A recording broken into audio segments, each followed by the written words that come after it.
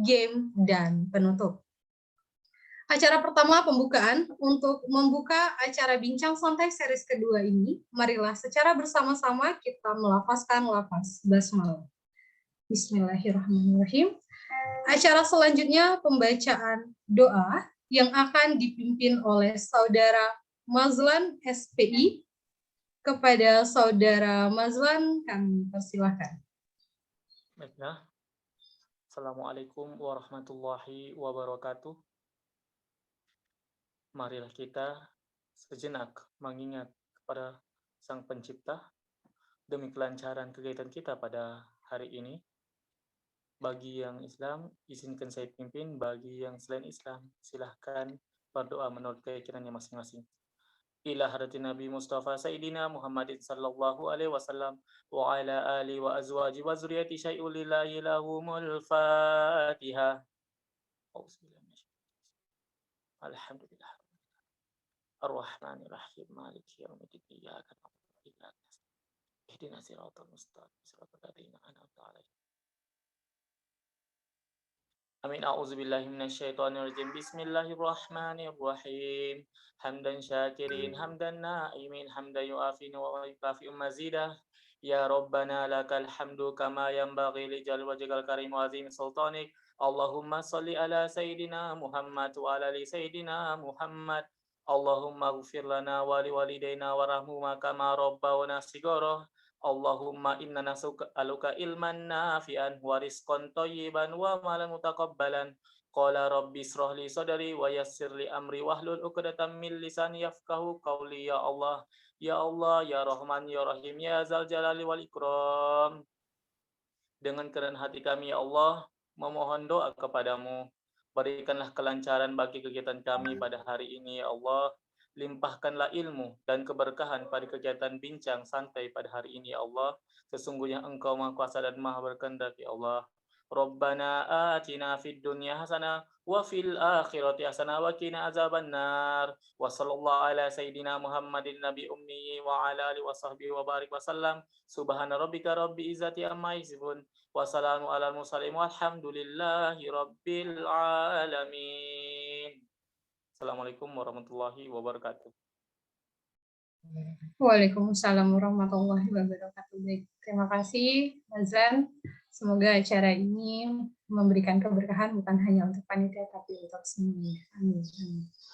Acara selanjutnya yaitu kata sambutan yang akan disampaikan oleh Wakil Internal Forum Mahasiswa Pasca Sarjana Kabinet Sinergi, Bapak Sofwan Hadi SPT. Kepada Bapak kami persilahkan. Baik, kedengaran suaranya, Mbak Vera? Terdengar, Pak. Baik, bismillahirrahmanirrahim. Assalamualaikum warahmatullahi wabarakatuh.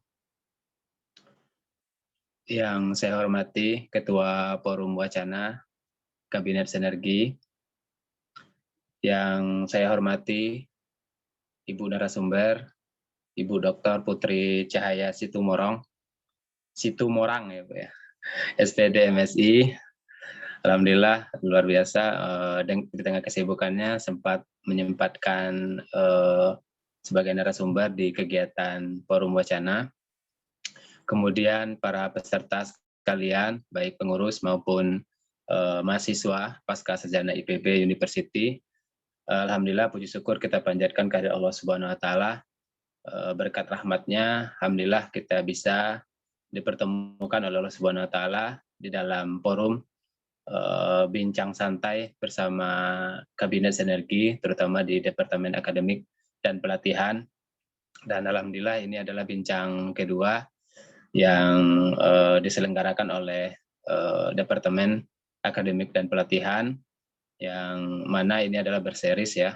Insya Allah kemarin kita sudah melewati bincang 1, sekarang kita bincang 2, dan insya Allah Jumat pekan depan bincang ketiga, dan puncaknya nanti barangkali bincang santai bersama Departemen Akademik dan Pelatihan. Mudah-mudahan kegiatan ini bisa menjadi bekal bagi kita, terutama mahasiswa Pasca Sarjana, bagaimana kita dari Departemen Akademik dan Pelatihan ingin mendorong dan mengingatkan kita juga ya sebagai pengurus, bagaimana di tengah kesibukan kita tidak melupakan dan melalaikan kewajiban kita juga sebagai mahasiswa pasca sarjana, seperti itu. Bagaimana tantangan kita di tengah kesibukan kita diminta juga untuk tetap produktif sesuai dengan tema kita pada hari ini, seperti itu. Mudah-mudahan dengan kita dibekali oleh narasumber yang kompeten di bidangnya, mudah-mudahan kita selaku mahasiswa pasca sarjana bisa menjadi lebih produktif lagi dan bisa menyelesaikan studi kita, harapannya tepat pada waktunya ya. Mudah-mudahan ini menjadi bekal bagi kita untuk lebih baik lagi dan lebih produktif lagi. Mudah-mudahan sekali lagi saya mengucapkan terima kasih kepada Departemen Akademik dan Pelatihan dan panitia yang merancang kegiatan ini. Sungguh sangat bermanfaat. Kita memasuki weekend gitu kan ya, libur Sabtu Minggu, dan kita dibekali dengan pelatihan-pelatihan bincang santai dengan Departemen Akademik dan Pelatihan. Mudah-mudahan kegiatannya berjalan dengan lancar dan kita diberkahi oleh Allah Subhanahu wa taala. Mungkin itu saja Mbak Pera. Sekali lagi saya ucapkan terima kasih kepada Departemen Akademik dan Pelatihan dan panitia yang merancang kegiatan ini. Mungkin itu saja, saya akhiri. Assalamualaikum warahmatullahi wabarakatuh. Waalaikumsalam warahmatullahi wabarakatuh. Baik, terima kasih Pak Sofwan. Acara selanjutnya yaitu foto bersama. Untuk foto bersama ini kami mohon kesediaan panitia untuk mengabadikan kegiatan kita pada sore hari ini. Kepada Mbak Alia, kami persilakan.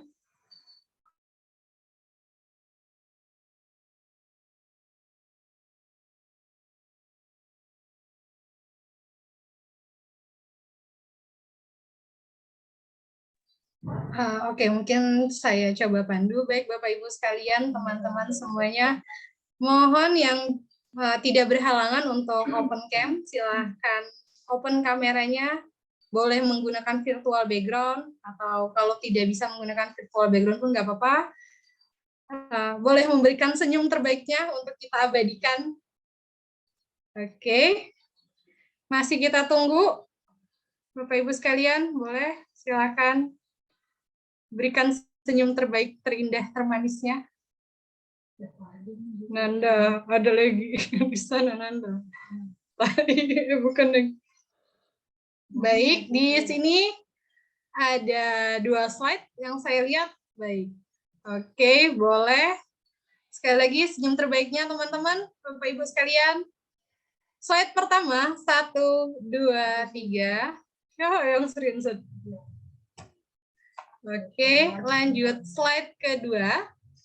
Dan pelan 1, 2, 3. Oke, baik, terima kasih Bapak Ibu sekalian. Udahan ya. Acara selanjutnya, memasuki acara selanjutnya, yaitu acara inti kita, penyampaian materi dari pembicara kita, yaitu Ibu Putri Cahaya Situmorang, SPD MSI. Sebelumnya saya sapa dulu. Apakah Bu Putri sudah bergabung bersama kita di room Zoom? Halo, selamat sore. Selamat sore, Assalamualaikum Ibu. Bagaimana kabarnya Bu?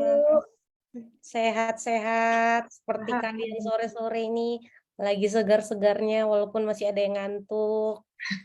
Masya Allah. Alhamdulillah. Baik, terima kasih Ibu sebelumnya atas kesempatannya sudah bersedia hadir pada acara bincang santai series kedua ini.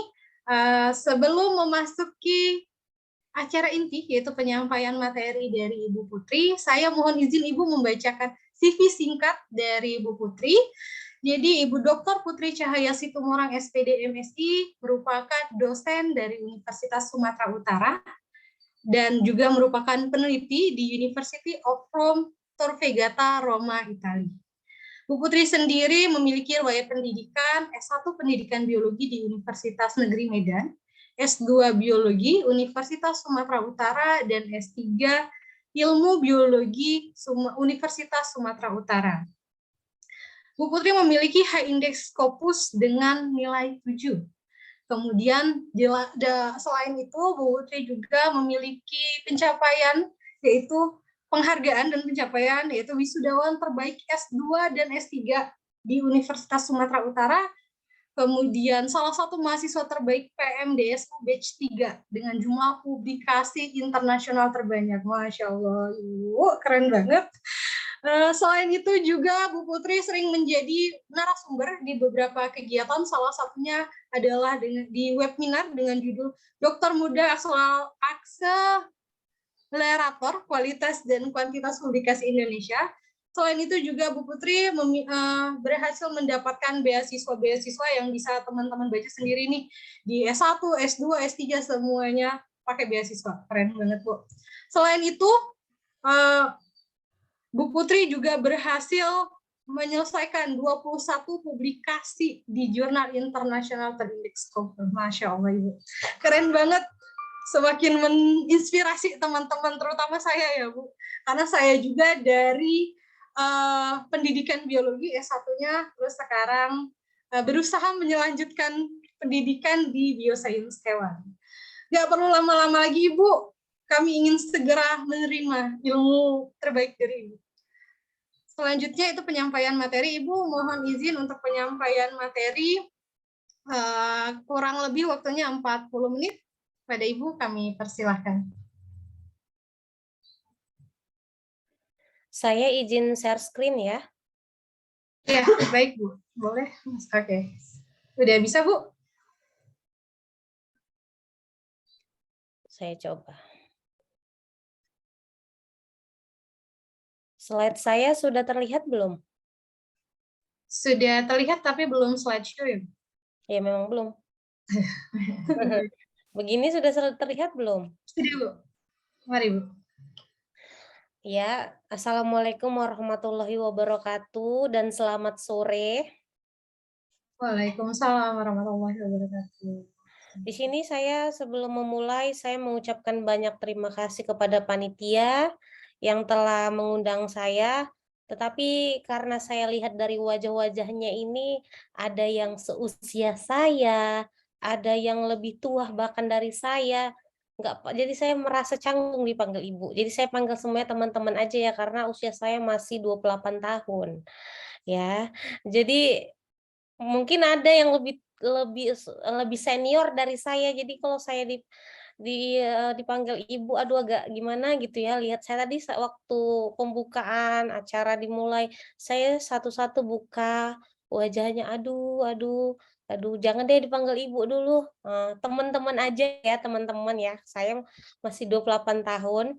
Jadi hari ini saya manggil teman-teman aja untuk kalian semua biar enak aja ya. Kita namanya bincang santai. Panggil Jadi, kakak aja kali, Bu. oh iya kakak aja ya. Oke, saya panggil kakak aja ya.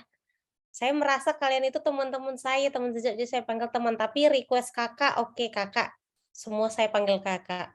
Jadi kakak-kakak, hari ini karena temanya adalah bincang santai, jadi sini saya akan membagikan sedikit tips dan sharing bagaimana produktif saat menjadi mahasiswa pasca sarjana. Jadi sebelum mulai tips triknya, ya pengertian kita tak lupa lah pengertian produktif dulu menurut KBBI, di mana kita tahu bahwa produktif itu bersifat atau mampu menghasilkan atau mendatangkan sesuatu yang terus-menerus secara teratur untuk membentuk unsur-unsur baru. Ribet sekali artinya ya. Jadi kalau kita telaah, arti produktif itu sebuah cara untuk mendapatkan hasil yang diinginkan dengan sedikit waktu dan sedikit usaha. Ini saya cari juga dari beberapa jurnal artinya. Dan kalau kita produktif, pasti sudah kenal dengan kata produktivitas, yaitu kemampuan setiap orang ataupun sistem ataupun suatu perusahaan dalam menghasilkan sesuatu yang diinginkan dengan memanfaatkan sumber daya yang ada. Jadi kalau mahasiswa yang produktif itu adalah mahasiswa yang dapat memanajemen waktunya dengan baik untuk melakukan hal-hal yang menghasilkan manfaat yang besar, baik manfaat yang dihasilkan untuk dirinya sendiri maupun orang lain.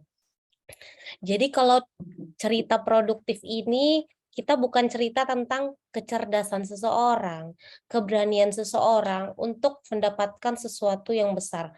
Contohnya menghasilkan suatu publikasi terindeks, Scopus maupun Thomson Reuters yang kadang digiat-giatkan di Indonesia sekarang.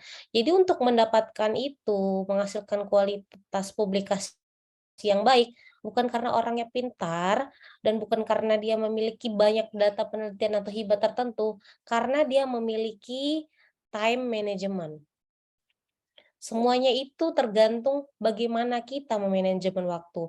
Jadi waktu saya dipilih menjadi award di PMDSU,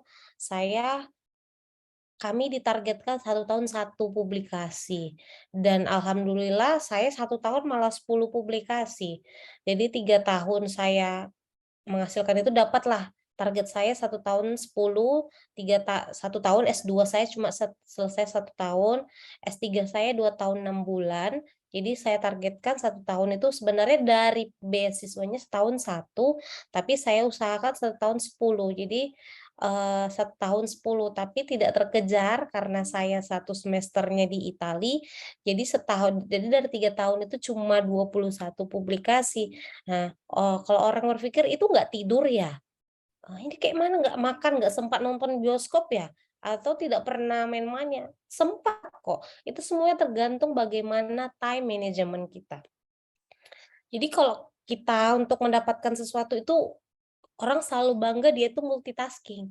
Tapi kalau kita untuk menghasilkan publikasi yang banyak, itu kita harus menghindari multitasking. Seperti gambar ibu di sini, ada seorang ibu menggendong bayi, dia masak, dia sambil berapat di Zoom, sambil membersihkan rumah, sambil memegang bawa belanjaan dan sambil memegang susu, dan juga dia juga sambil memegang seekor anjing atau kucing, saya kurang tahu. Nah, kalau kita multitasking, apakah selesai? Iya, bisa selesai, tapi hasilnya tidak maksimal. Sama dengan ketika kita mau mensubmit sebuah jurnal atau sebuah paper ke suatu jurnal, karena kita multitasking itu sering terjadi rejected atau penolakan. Karena apa? Karena nggak fokus. Karena kita mengetahui bahwa kita harus menghindari multitasking karena otak kita itu tidak diprogram untuk menangani banyak tugas. Satu-satu saja dulu dikerjakan, setelah satu selesai kerjakan yang lain. Tapi kalau dosen-dosen ya pasti satu ngajar, satu penelitian, satu pengabdian masyarakat, membimbing, belum lagi yang punya anak, terus lagi belum nanti borang dan sebagainya. Begitu juga dengan mahasiswa kan, mahasiswa ada yang satu mau bekerja juga, terus satu ngerjakan tugas dari dosen, terus satu lagi harus penelitian. Nah, kita di situ dituntut untuk time management. Jadi semuanya itu bisa kita lakukan dengan time management yang baik, tapi jangan lupa save reward-nya. Karena kita mengetahui bahwa dalam sains dijelaskan bahwa diperlukan hingga waktu 15 menit bagi otak untuk akhirnya bisa kembali ke kondisi produktif. Jadi memang bagus multitasking. Kalau orang multitasking contohnya seperti Raffi Ahmad kan bisa sebagai host, bisa sebagai pemain sinetron, pemain film, pernah juga dia menyanyi. Nah, tapi di antara semuanya itu apakah semuanya terkerjakan dengan baik? Contohnya La Rosa, dia terkenal dengan penyanyi. Dia menikmati ataupun melakukan pekerjaannya itu dengan satu fokus sehingga dia terkenal sebagai seorang penyanyi suaranya bagus. Nah, kalau Raffi Ahmad semua dikerjakannya. Memang uangnya banyak, menghasilkan sesuatu yang baik. Tapi dia karena multitasking itu dia tidak fokus terhadap sesuatu. Belum lagi YouTube-nya kan. Nah, jadi kalau untuk menghasilkan sesuatu khususnya di bidang publikasi, kita harus menghindari multitasking dengan cara memanage waktu. Lalu yang kedua, kita harus memahami skala prioritas. Ini ada rumus skala prioritas. Kita harus tahu menempatkan segala sesuatu masalah ataupun pekerjaan yang kita dapatkan. Contoh, diajak teman nonton di bioskop. Kita harus berpikir kuadran berapa itu? Oh, itu tidak darurat dan tidak penting, hapuskan. Bilang sama temannya, nanti ya, saya lagi mengerjakan ini. Jadi contohnya, kita mau mensubmit ke suatu jurnal. Targetnya adalah akhir bulan ini harus disubmit. Jadi harus menulislah dulu kan introduction, method, penelitian dan sebagainya. Nah, tiba-tiba ada keluarga yang pesta. Jadi kalau keluarga yang pesta itu kan pasti kita juga bantu kan, bantu persiapan souvenir atau yang lain, ataupun adik atau saudara kandung kita yang pesta. Nah, jadi kita lihat rumus skala prioritasnya. Itu enggak darurat, tapi penting. Karena keluarga saudara, lakukanlah. Dilakukan. Jangan gara-gara hal tersebut putus tidak enakan dengan keluarga. Nah, contohnya seperti itu. Contohnya lagi, ada tugas yang dikasih oleh dosen, tugas kita sebagai mahasiswa S2 atau S3. Kapan dikumpul? Adalah kumpulnya misalnya adalah 3 hari lagi. Kita lihat di jadwal kita sudah sampai di material and method. Kita jadwalkan, akhir bulan saya mau submit. Terkejar nggak ini? Oh, kalau terkejar, karena itu darurat dan 3 hari mau dikumpul penting, maka direncanakan. Itu di kuadran 1.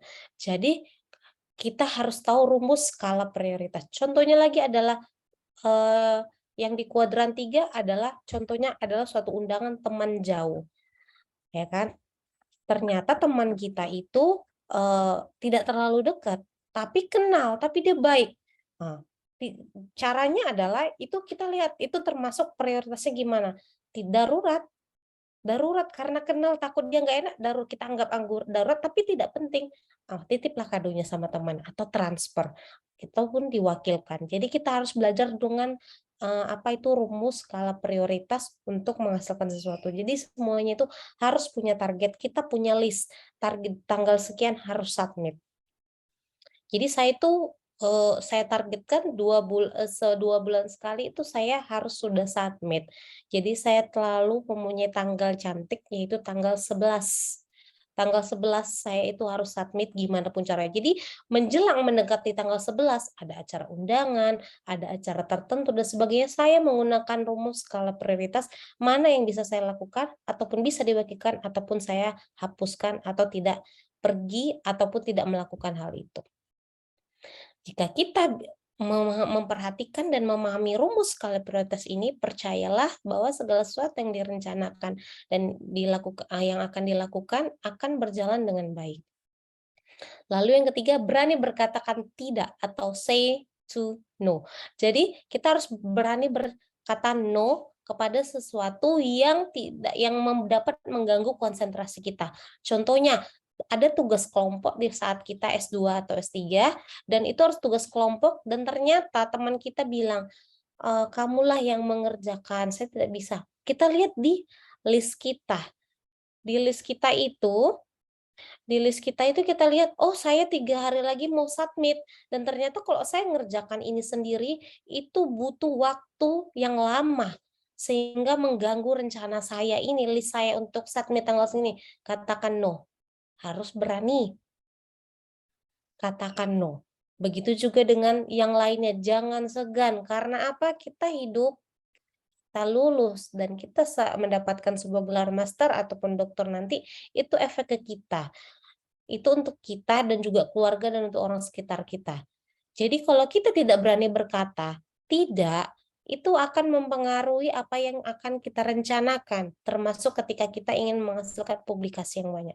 Kebanyakan membantu orang, kebanyakan mengerjakan sendiri tugas sampai pekerjaan kita tidak kita lakukan, sehingga terabaikan dan tidak sesuai dengan target kita.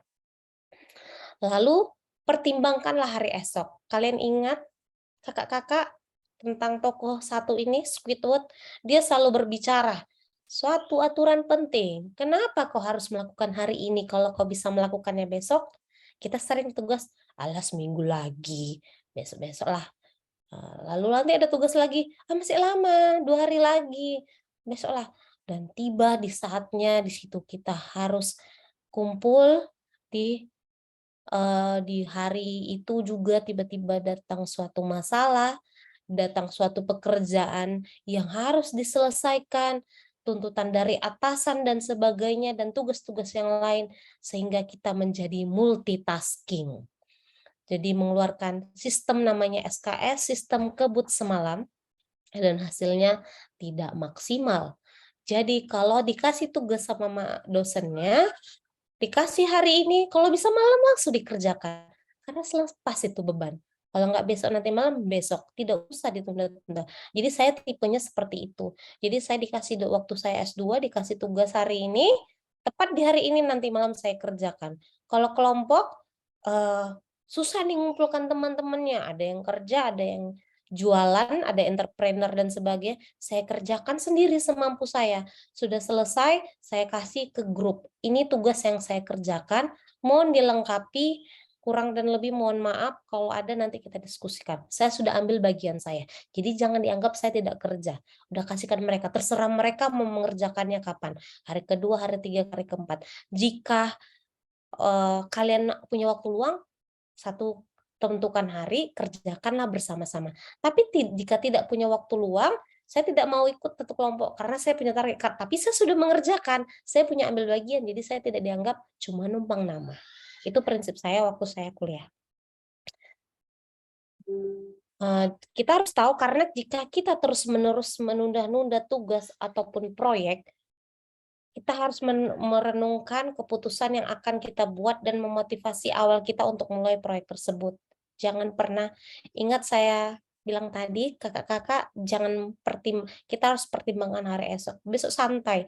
Siapa bilang kita belum tentu besok sampai. Tiba-tiba ada keluarga yang sakit, ada yang bagaimana.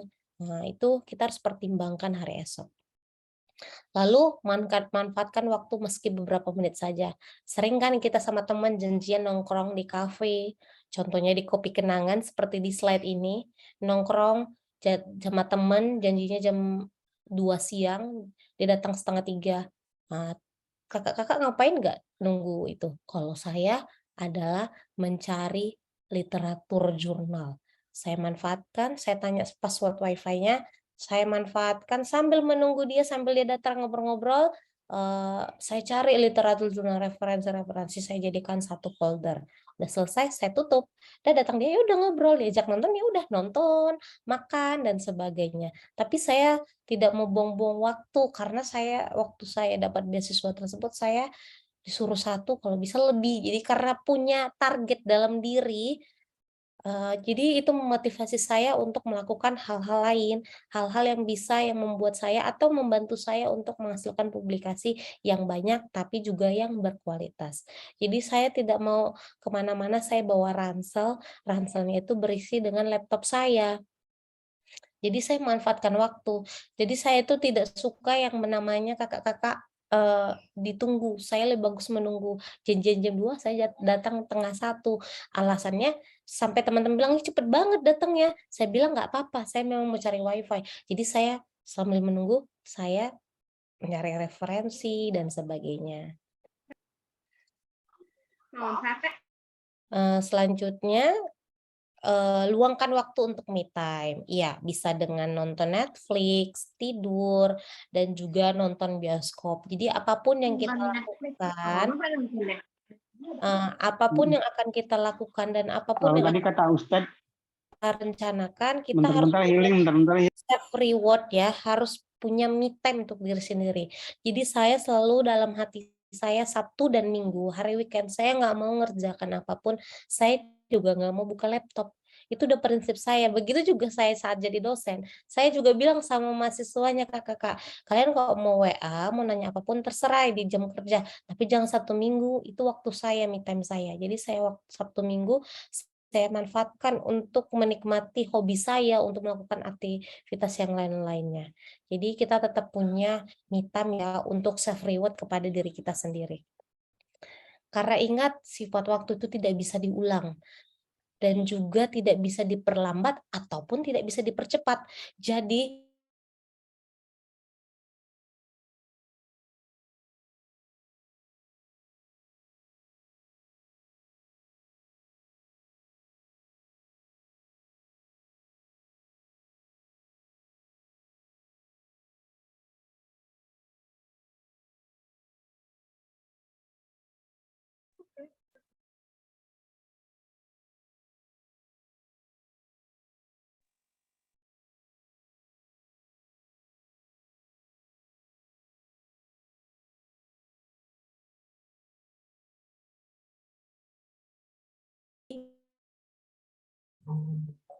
Iya, Bapak Ibu, teman-teman semuanya, sepertinya Jangan disia-sia.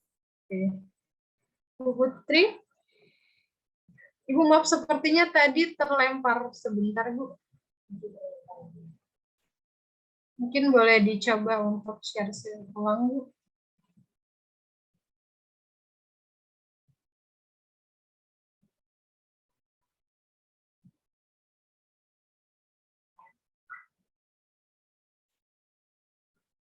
Kenapa?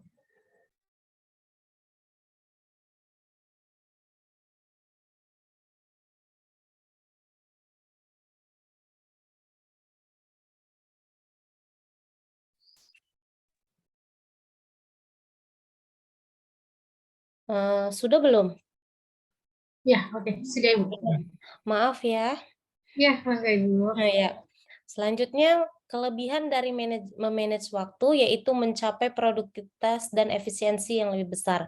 Jika kita pandai manajemen waktu, maka yang kita harapkan ataupun keinginan kita untuk memiliki publikasi yang baik dengan kualitas yang baik akan tercapai. Kuncinya hanya satu, manage waktu. Lalu yang kedua, memiliki reputasi profesional yang lebih baik. Nah, ini adalah bonus. Jadi ketika kita memiliki publikasi yang banyak dengan kualitas yang baik, tanpa kita munculkan diri kita, kita munculkan diri kita pamerkan diri kita, maka semesta juga sendiri yang akan munculkan diri kita sendiri dengan web ataupun yang lainnya.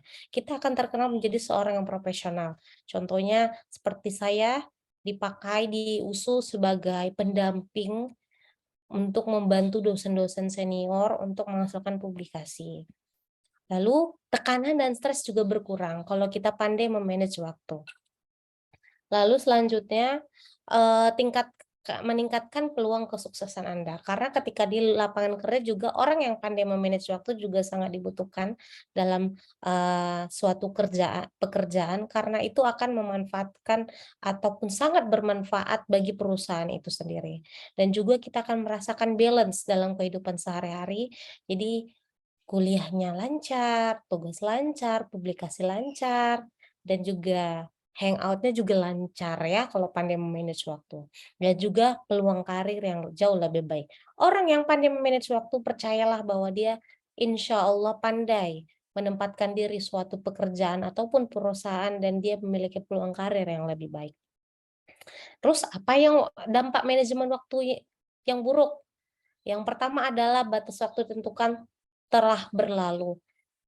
Ketika sama seperti tadi mengerjakan tugas, ketika tugas tersebut tidak selesai ataupun dikerjakan dengan merasa multitasking ataupun dengan sistem kebut semalam, hasilnya nggak seperti orang yang sudah mengerjakannya dari dulu-dulu atau dari sebelum-sebelumnya. Hal itu berpengaruh. Lalu alur kerjanya ataupun metodenya itu tidak efisien dan sering terjadi kesalahan dalam suatu pekerjaan. Yang ketiga, kualitasnya pasti buruk. Kita bisa membandingkan pekerjaan teman kita yang kita kerjakan dalam sistem sekebut semalam dengan yang lain. Pasti jauh berbeda. Tapi saya bisa kok mengerjakan sistem SKN kualitasnya bagus. Itu hanya beberapa aja, nggak akan terus-menerus sampai kamu tua itu akan suatu saat kamu akan gagal juga. Karena apa? Karena itu hanya sementara. Itu hanya sebentar. Dan itu peluangnya hanya sedikit. Saya juga pernah ngerjakan sistem SKS, tapi hasilnya bagus. Itu rezeki saya aja. Lalu yang keempat, memiliki reputasi pakar yang negatif. Baik dalam pendidikan sebagai dosen, peneliti, ataupun pekerjaan yang baik. Kalau kita dianggap kurang baik dalam manage waktu, orang akan berpikir, aduh nggak usah ngerjain dia berantakan pekerjaannya, tulisan ketikan aja salah, sering tipu, dan sebagainya. Kita akan terkenal dengan segala sesuatu yang disebut dengan reputasi pakar yang negatif. Dia pintar, tapi pekerjaannya bersalahan, berselemak. Kalau kami di orang Sumatera, berselemak, itu bilangnya, tapi artinya itu apa irregular atau abstrak apa ya kalau bahasa Indonesianya nggak beraturan, hancur kerjaannya nggak benar walaupun dia pintar. Nah, dan juga ada tekanan kerja akan melakukan hal-hal yang sering kita rasakan, mengeluh kayak mana lah ini ya, tugas ini besok siang, ini segala macam. Nah, kita selalu mengeluh dengan pekerjaan menumpuk. Seharusnya itu bisa kita lakukan dan kita tidak akan melakukan mengeluh seperti itu karena kita tidak bisa memanage waktu. Makanya saya bilang ketika ada tugas dari dosen dapat hari ini langsung kerjakan malam ini. Sehingga itu akan mengurangi stres kita. Dan juga kehidupan kita di dunia pendidikan bahkan di kehidupan kita sehari-hari dalam berumah tangga ataupun di rumah terganggu. Saat kita nonton, saat kita makan, kita akan berpikir, "Ih, gimana tugasku belum selesai? Iya, aku belum submit jurnal." Karena apa? Karena kita memiliki sifat dalam manage waktu yang buruk. Makanya kita harus belajar dalam manage waktu. Dan ingat, peluang karirnya pasti berkurang karena orang menganggap kita memiliki reputasi pakar yang negatif. Nah, jadi strategi lulus tepat waktu. Nah, jadi saya itu menentukan judul tesis dan disertasi saya bukan pada saat muncul di KHS atau KRS mata kuliah proposal atau disertasi. Saya masuk ke USU ataupun teman-teman atau kakak-kakak masuk ke IPB. Sebelum masuk udah menentukan belum judul disertasi atau tesisnya siapa? Belum ya? Atau sudah ada? Semester 1 saya sudah tahu judulnya apa. Lalu saya kenali dosen-dosennya di bidang apa, lalu saya minta dia jadi pembimbing saya. Dan proposal saya selesai di semester 1. Tapi saya bukan maju seminar proposal, selesai aja draftnya. Nah, saya sudah mengumpulkan banyak referensi dan juga udah menghubungi pihak-pihak terkait. Contohnya, Pak, saya dengan perusahaan ini, dengan lembaga ini, saya sudah tanya teman-teman dari teman yang satu ke lain, di sana ada nggak alat namanya spektrofotometri? Ada nggak alatnya ELISA? Ada nggak alatnya real time PCR? Saya rencana mau mengerjakan ini nanti. Kapan kamu mengerjakannya? Tahun depan. Nah, kalau orang berpikir, ini masih lama, udah sibuk kali ya, udah apa, santai aja. Saya nggak mau kayak gitu. Saya masuk S2, saya sudah tahu judul saya sudah deket-deketin peres-peres sedikit sama dosennya. "Oh Bu, saya tertarik lah ini, Ibu mau nggak jadi pembimbing saya nanti ya Bu?" Kalau misalnya saya sudah bidik 2 atau 3 dosen yang mau jadi pembimbing saya. Lalu saya sudah punya proposal di semester 1 dan formatnya belum sesuai dengan format dari kampus saya, masih format biasa aja. Masih format-format asal-asalan, yang penting udah bisa punya draft dan udah punya referensinya.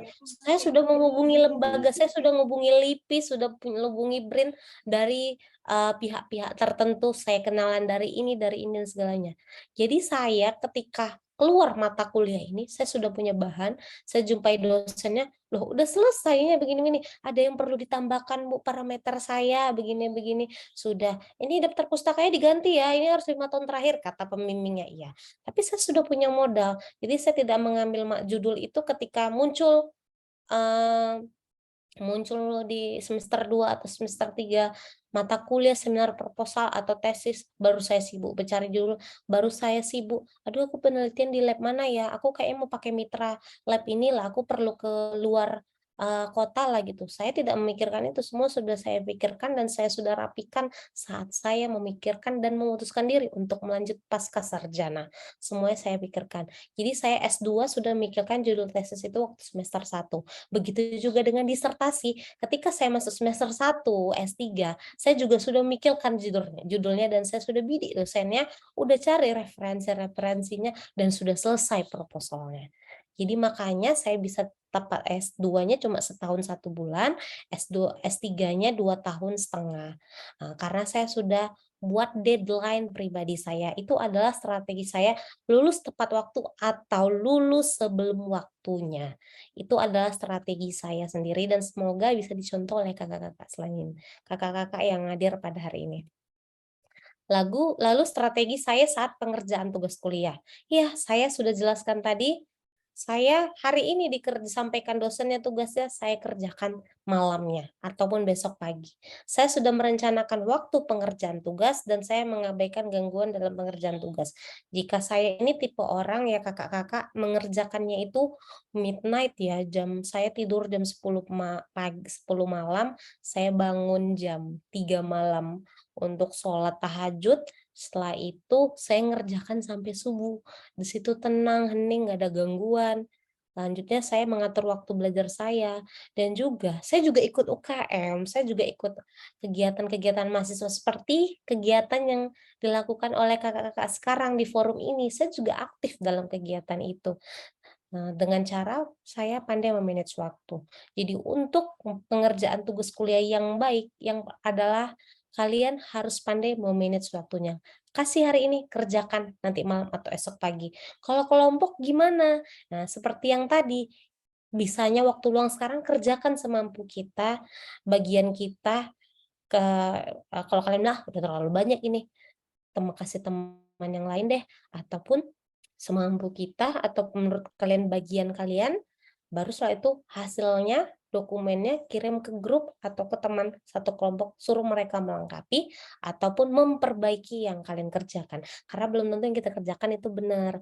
Makanya kami, sistem saya kalau ada tugas kelompok, materinya ini, ayo cepet, sebelum apa kita bagi yang mana bagian saya. Jadi saya kerjakan. Jadi tidak ada alasan tugas kelompok susah karena teman-temannya ada yang ngajar, ada yang kerja, ada entrepreneur, ada jualan, ada sibuk. Nah, jadi semua itu sudah harus kita pikirkan.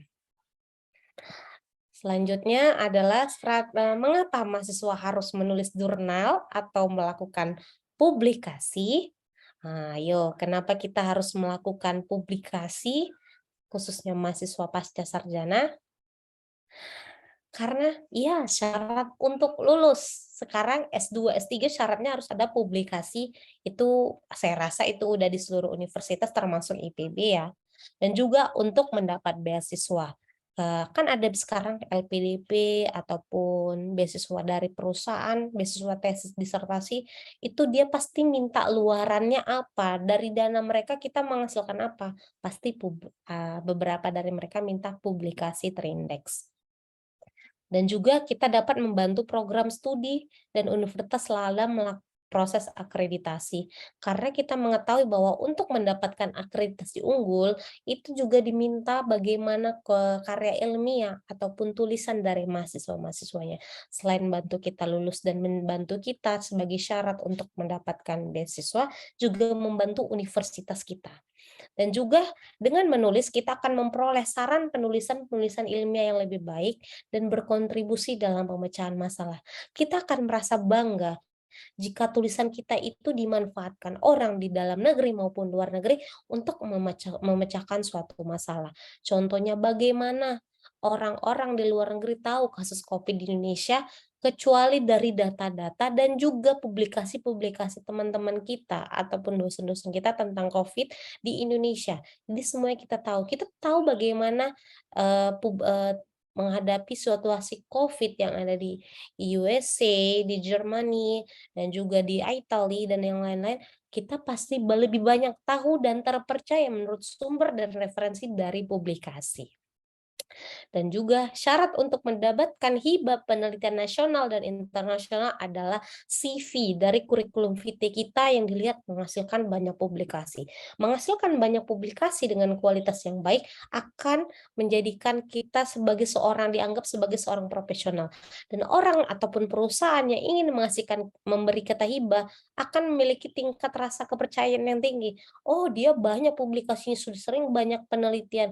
Oke, dikasih. Ini adalah salah satu syarat untuk mendapatkan hibah penelitian ataupun hibah untuk menulis tesis dan disertasi, yaitu dengan memiliki jurnal atau publikasi. Dengan memiliki publikasi, itu merupakan gerbang untuk menuju kita mendapatkan riset dalam kolaborasi riset nasional maupun internasional dengan peneliti-peneliti terbaik di dunia. Nah, jadi ketika seseorang ingin mengajak kita kolaborasi riset, dia akan lihat dong penelitian kita itu sampai mana. Oh, dia sampai segini dilihat penelitian kita. Dia sudah pernah melakukan ini, aku pengen melakukan penelitian itu. Dicari emailnya, dicari nomor handphonenya, dicari sosial medianya, diajak kerjasama, dan terjadilah suatu kolaborasi. Dan terakhir adalah memperindah atau menambah CV. Kita akan senang dan melihat CV kita itu indah banget ya, karena banyak publikasinya, banyak hasil-hasilnya, dan CV kita itu semuanya memiliki rekam jejak yang bisa diakses di internet. Lalu strategi menulis banyak publikasi. Ya, yang pertama adalah niat. Kita pandai memanajemen waktu, tapi kalau tidak punya niat, susah. Kakak-kakak kan sekarang ada yang mungkin S2 ataupun S3, pasti pingin ya targetnya, aduh udahlah sebagai syarat disertasi aja deh, adalah sebagai syarat tesis aja deh. Nah, kalau saya dulu niat saya gini, saya nggak mau jadi mahasiswa biasa. Saya mau sesuatu orang mengenal saya itu karena saya mendapatkan atau menghasilkan sesuatu yang penting untuk masyarakat banyak dan bisa diterapkan gitu. Jadi saya pengen kenapa saya targetkan 1 tahun 10, tapi nggak sampai ya 1 tahun 10, ada setahun 5, kadang 7.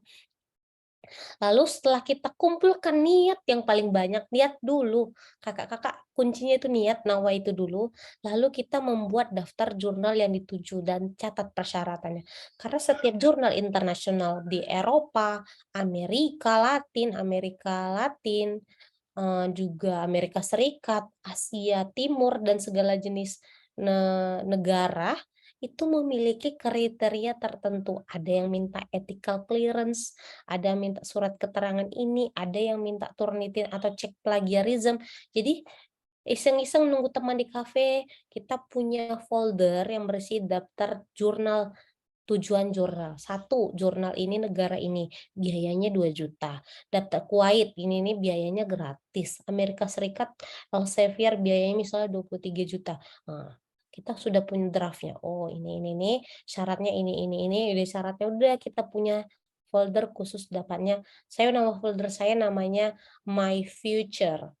Itu masa depanku itu di satu folder itu terdiri dari beberapa folder. Salah satu foldernya adalah daftar jurnal tujuan saya. Lalu selanjutnya mengumpulkan referensi sesuai dengan tema penelitian yang akan dilakukan. Jadi kan penelitian saya itu kan tentang tekanan darah ibu hamil. Saya pakai tikus dan saya juga lagi gencar-gencar penelitian tentang kanker. Saya iseng-iseng cari literatur tentang kanker, cari tentang yang lain-lainnya. Karena saya dari Sumatera Utara, saya memanfaatkan tanaman endemik kami yaitu andaliman, dan ternyata andaliman itu juga banyak diteliti oleh teman-teman kita di Bogor juga. Saya simpen jurnal-jurnalnya, saya simpen bahkan ada folder saya berisi tentang jurnal-jurnal sampai 100-an lebih. Lalu setelah itu, walaupun saya belum menulis sebuah penelitian, saya sudah nulis bagian introduction sampai metode. Jadi saya punya draft jurnal itu sampai misalnya 1 tahun itu target 7, misalnya 1 tahun ini saya mau punya 5 jurnal. Saya buat bagian introduction dan juga bagian material and method. Introduction kita dapat dari mana? Ya dari referensi-referensi yang kita kumpulkan itu. Kita baca, kita buat menjadi suatu kalimat, kita buat introduction. Tapi belum buat penelitian, iya buat aja introduction-nya nggak apa-apa. Saya buat introduction sampai material and method. Nah, walaupun nanti di pertengahan material and methodnya itu bisa berubah ataupun ada penambahan, tapi saya punya dasar. Saya buat bagian introduction-nya. Jadi saya punya jurnal itu 5, itu sampai rata-rata misalnya paper draft saya 5, itu rata-rata sudah ada introduction dan material and methodnya. Itu kapan saya buat? Ya lagi santai-santai, lagi nunggu teman di kafe, ataupun lagi nonton TV, dapat 1 paragraf itu alhamdulillah. Lagi iklan saya buat kan, oh gini, udah. Lagi main filmnya atau apa, oh tonton, oh udah 1 paragraf ya, karena kalau introduction itu nggak banyak, paling 3 sampai 5 paragraf, tidak banyak, dapat 1 paragraf lumayan gitu. Jadi saya orangnya seperti itu kakak-kakak. Jadi sudah dibuatlah introduction-nya, kita kan dari awal sudah niat, penelitian kita tentang kanker contohnya, atau tentang analisis genetik contohnya pada daun salam atau jeruk atau segala macam, kan sudah tahu kita temanya atau penelitian apa, jadi sudah tahu gambaran buat introduction-nya.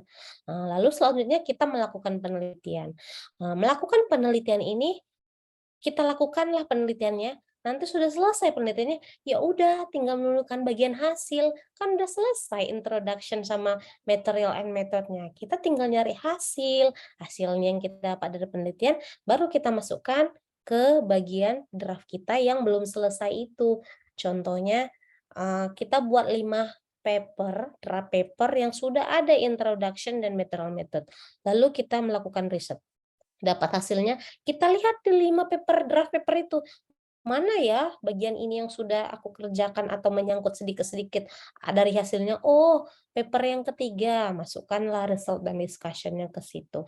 Jadi nanti ketika menulis jurnal itu bukan nulis jurnal lagi namanya, menulis hasil dan diskusi. Karena apa? Introduction dan metodenya sudah dikerjain. Jadi tinggal menulis hasil, jadi cepat. Karena menulis hasil nggak susah, karena apa yang kita dapatkan di laboratorium, apa yang kita dapatkan di lab, di lapangan, dari literatur yang lainnya, sudah dapat. Nah, discussion-nya gimana? Discussion-nya kan kita sudah mengumpulkan referensi sesuai dengan tema penelitian dilakukan. Kita kaitkanlah risetnya dengan results-nya dengan discussion di sini. Sudah selesai, kumpulkan, dapat kesimpulannya. Udah. Jadi saya itu kalau misalnya lagi ngumpul teman, lagi nulis jurnal, enggak, lagi nulis hasil. Saya selalu bilang nulis hasil, karena apa? Ini udah saya prepare ini, karena menulis ini kan butuh berbagai macam referensi. Ini sudah saya prefer ini, targetkan lah. Misal 1 tahun ingin 3, buatlah 3 paper yang berisi introduction dan metode sebelum penelitian dimulai dan lakukan saat waktu luang. Jadi ini yang saya lakukan. Jadi saya jarang menulis jurnal itu dari judul sampai terakhirnya dalam 1 hari. Jadi hasil kita akan maksimal karena kita tidak multitasking, mengerjakan introduction sampai selesai dalam waktu 1 atau 2 hari. Ini sudah fokus, sudah mantap karena dilakukan saat waktu luang, saat tidak ada kerjaan, tidak ada tugas, ini sudah mantap, tinggal menulis bagian results dan discussion. Jadi setelah ini sudah dapat, saya save. Lalu selanjutnya lakukan penelitian lagi, ada data, saya cari lagi di draft paper saya. Mana ya data hasil penelitian saya yang saya dapat ini cocok dengan bagian introduction sampai metode penelitian yang sudah saya buat, dapat saya masukkan. Sudah dapat, sudah jadi, sudah lengkap nih sampai discussion dan sudah saya ambil kesimpulannya, saya buat bahasa Inggrisnya. Kita tidak usah malu, saya juga memiliki bahasa Inggris yang tidak seperti native speaker. Saya buat seadanya. Setelah itu, saya kasih teman saya yang jago bahasa Inggris atau saya kasih ke native, saya bayar per kata. Kan juga sekarang sudah ada proofreading online. Nah, itu gimana? Itu sudah ada.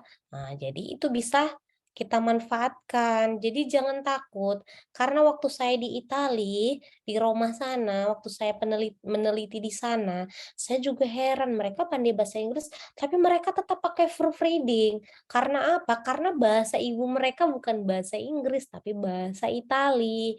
Jadi mereka juga pakai proofreading. Begitu juga ketika saya punya teman dari Inggris, teman-teman dari penelitian juga, mereka juga pakai proofreading, sama dengan kita yang bahasa Indonesia. Kita dalam menyusun bahasa Indonesia aja bisa salah, tidak sesuai dengan EYD, ejaan yang disempurnakan. Nah, bahasa Indonesia masih terbalik, ada bahasa baku, tidak baku. Begitu juga dengan orang Inggris. Mereka walaupun sehari-hari menggunakan bahasa Inggris dengan lancar seperti air ketika berbicara, saat menulis mereka juga butuh grammar karena apa yang diucapkan beda dengan tulisan. Jadi jangan takut menulis jurnal karena tulisan bahasa Inggrisnya jelek. Saya juga jelek bahasa Inggris saya. Tapi saya sadar saya buat semampu saya kirim ke proofreading atau ke teman saya yang jago, periksakan dulu. Jadi kakak-kakak, setelah udah dapat result dan discussion-nya, kita harus punya kolaborasi baik dengan dosen, teman sejawat, teman sebidang, baik dari satu atau beda universitas. Jadi jangan berteman sama anak USU aja, jangan berteman sama anak IPB aja, jangan berteman sama anak UIA saja.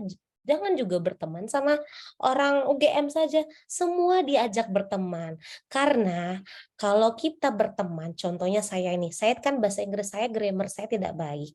Saya nulis nih paper saya, lalu setelah itu saya tunjukkan sama teman saya, dianya itu pandai bahasa Inggris, lancar. Jadi karena dia sudah berusaha susah payah dan saya dulu belum bekerja, masih mahasiswa, nggak sanggup bayar, saya masukkanlah nama dia di dalam paper saya. Muncullah nama dia nama dia itu di author scopusnya. Bertambahlah publikasinya. Publikasi kan terdiri dari 2, 3 sampai bahkan lebih dari 10 author pun bisa. Jika kita author kedua, ketiga, keempat, kita tetap itu termasuk publikasi kita, tetap jurnal kita.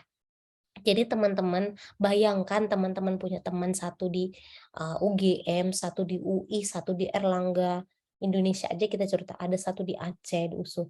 Teman dekat melakukan publikasi, dia masukkan nama teman satu-satu. Teman-teman nggak buat apa-apa. Tiba-tiba di author Scopus Preview sudah muncul 5 publikasi terindeks Scopus.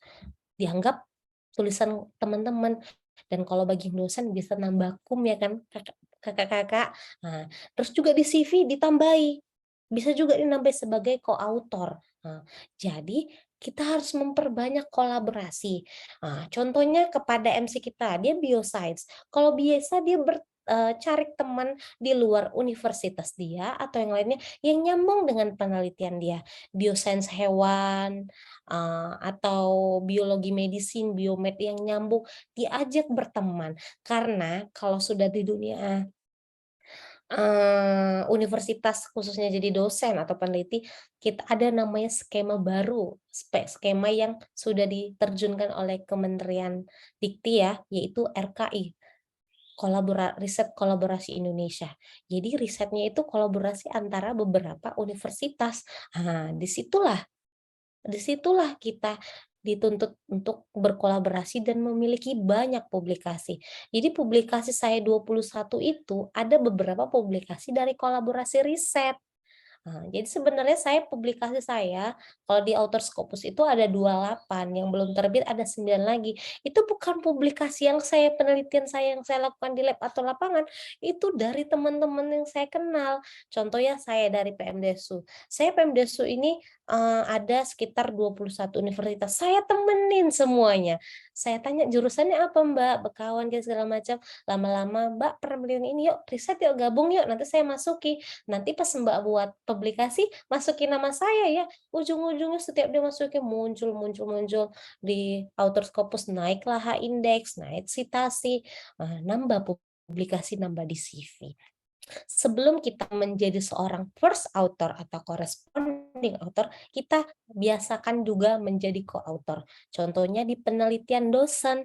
Di penelitian dosen, dan juga kakak-kakak di sini yang sudah dosen, janganlah pelit-pelit sama mahasiswa yang sudah bantu kita buat penelitian di lab, taruhlah nama dia di author terakhir juga nggak apa-apa.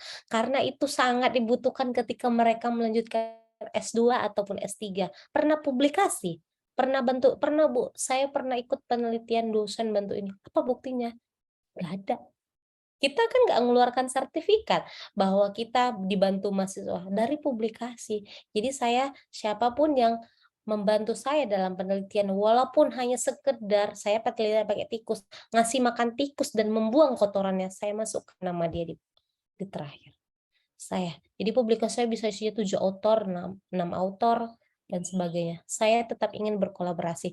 Apa yang saya dapatkan dari itu, semua teman-teman yang kenal saya memasukkan namanya. Walaupun saya itu hanya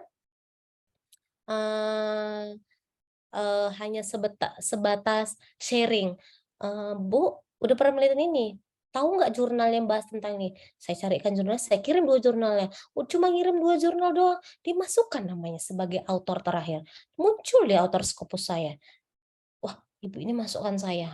Jadi harus sering-sering berkolaborasi. Jangan hanya berteman sama anak IPB sesama IPB aja kakak-kakak. Kita harus punya banyak teman yang sebidang sama kita. Apalagi kok bisa berteman teman-teman di luar negeri juga lebih baik. Lalu strategi manfaat kolaborasi penelitian. Ya, benar, transfer pengetahuan dan keahlian.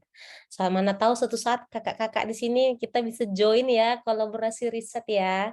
Eh, Pertukaran ide dari berbagai ilmu yang akan menambah wawasan dan perspektif baru seseorang dapat memotivasi kreativitas. Iya, dengan kolaborasi dapat ide. Karena kan khususnya di daerah universitas saya kan alatnya nggak lengkap. Saya juga sering ngirim sampel ke Universitas Erlangga, UGM, UI, dan sebagainya. Jadi kadang ada beberapa teman sejawat saya, udah Bu, nggak usah bayar nggak apa-apa.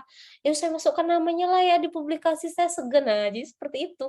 Hanya dengan cara dia memberikan saya keringanan, saya juga udahlah Bu, saya masukkan inilah Bu, anggap aja ini kan datanya dari universitas ibu, pakai alat dari universitas ibu, ya sudahlah, kan termasuk orang ibu juga lah ya. Nanti saya tanya-tanya ya gimana cara nganalisis datanya. Itu saya masukin juga itu. Kolaborasi riset saya bilang namanya, karena kita pakai alat mereka dan mereka pun nggak mau dibayar gitu.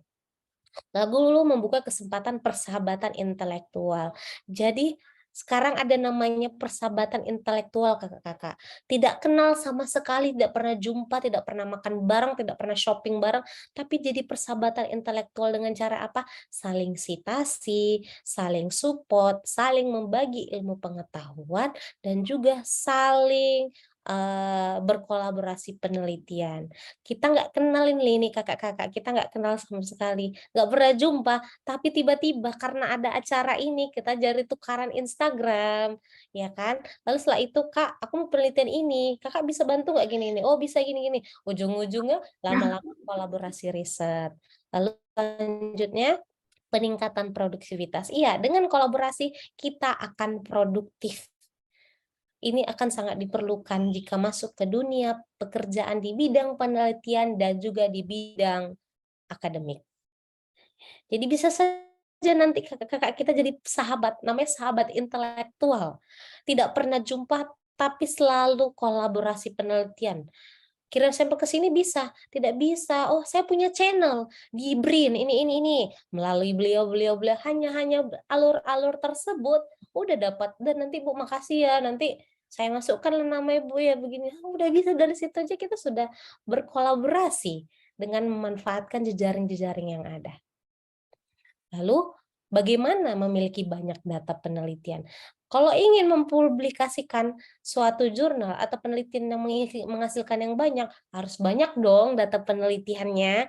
Nah, jadi, ini adalah mengumpulkan referensi ya sesuai dengan tema penelitian yang akan dilakukan dan mempelajarinya.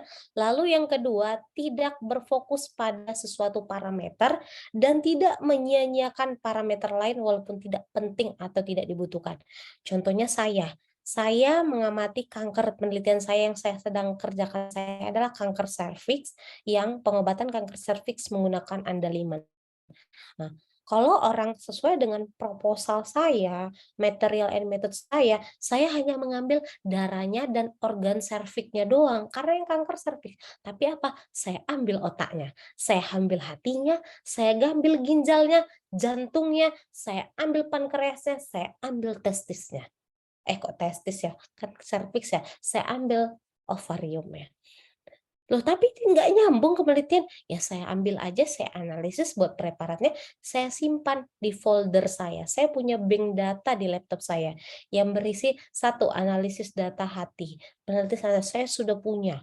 Jadi tiba-tiba ada konferensi internasional luarannya proceeding terindeks Scopus. Saya nggak akan berpikir, aduh saya pengen kali lah ke Lombok, saya pengen kali ikut conference di sana, ada ini. Nggak punya data, saya buka bank data saya. Oh, oke, saya hari ini ingin menghasilkan, mempresentasikan analisis hati setelah diberi andaliman. Oke, ada. Mau pergi ke sini-sini nih, ada data saya. Tiba-tiba sesuai target. Aduh, saya 1 tahun ini mau targetnya 5 jurnal, tapi baru 2 nih. Datanya dari mana? Buka bank data saya. Saya punya analisis hati, ginjal, jantung. Itu saya ambil semuanya. Saya nggak mau buang-buang hal-hal data-data yang di awal pun dianggap tidak penting, tidak dibutuhkan, tetap saya analisis. Makanya saya mengumpulkan referensi sesuai dengan tema penelitian saya. Dari hasil tema penelitian itu diketahui bahwa sistem pembentukan kanker itu juga berpengaruh di hipotalamus otak. Oke, saya ngambil organ otak. Nah, karena ada di referensi itu, dalam sel melakukan proses apoptosis atau nekrotosis itu juga ada peran otak. Saya ambil organ otaknya. Nah, jadi berpengaruh semuanya. Walaupun di proposal saya itu nggak butuh. Jadi saya tidak membuang-buang waktu untuk ulang lagi, dan saya tidak membuang-buang data, sayang. Karena ngerjakan itu pakai dana, pakai biaya. Dan kita punya bank data, dan itu bisa dipakai 2 tahun lagi, 3 tahun lagi, 4 tahun lagi. Contohnya bagi yang sudah mau jadi dosen atau sudah dosen, dia mau naik jabatan, dia mau naik jabatan fungsional, naik pangkat, syaratnya publikasi. Belum punya publikasi, kan nggak capek harus ikut penelitian lagi, ngeluarkan dana. Udah ada datanya, tinggal nulis. Nah, saya seperti itu orangnya, kakak-kakak. Nah, begitu juga dengan penelitian rekaya genetik pada daun.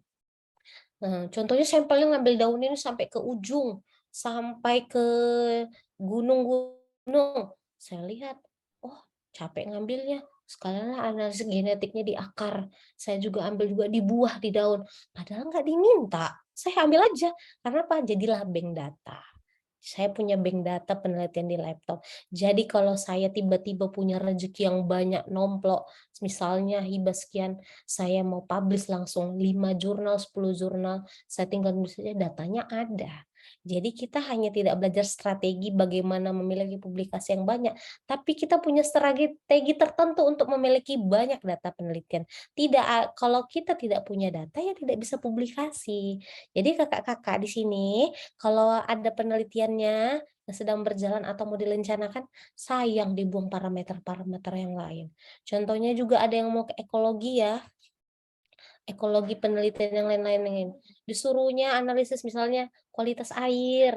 Nah, kalau bisa, kalau ada kualitas air lumpurnya dianalisis, apa yang didapat, walaupun nggak nyambung-nyambung sedikit, nggak ada hubungan penelitian, tapi lagi di lokasi itu dimanfaatkan.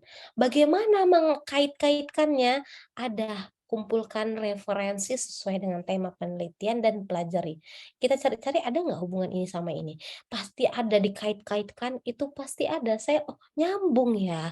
Saya cerita tentang kanker, rupanya kerja proses pembentukan kanker itu juga diatur oleh sistem saraf di otak juga, yang dibantu oleh hormon dan yang diproduksi di hipotalamus. Di hipotalamus kan ada di otak. Oh, dapatlah otaknya.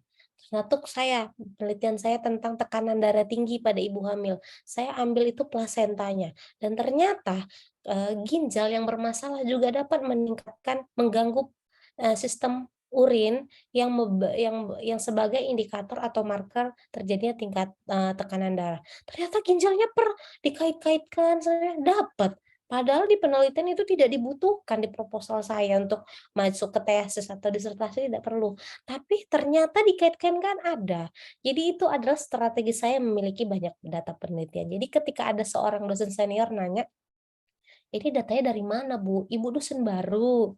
Dari mana?" Dia tidak tahu strategi saya. Saat saya S2, saya S3, saya memanfaatkan data-data saya waktu saya mengerjakan tesis dan disertasi.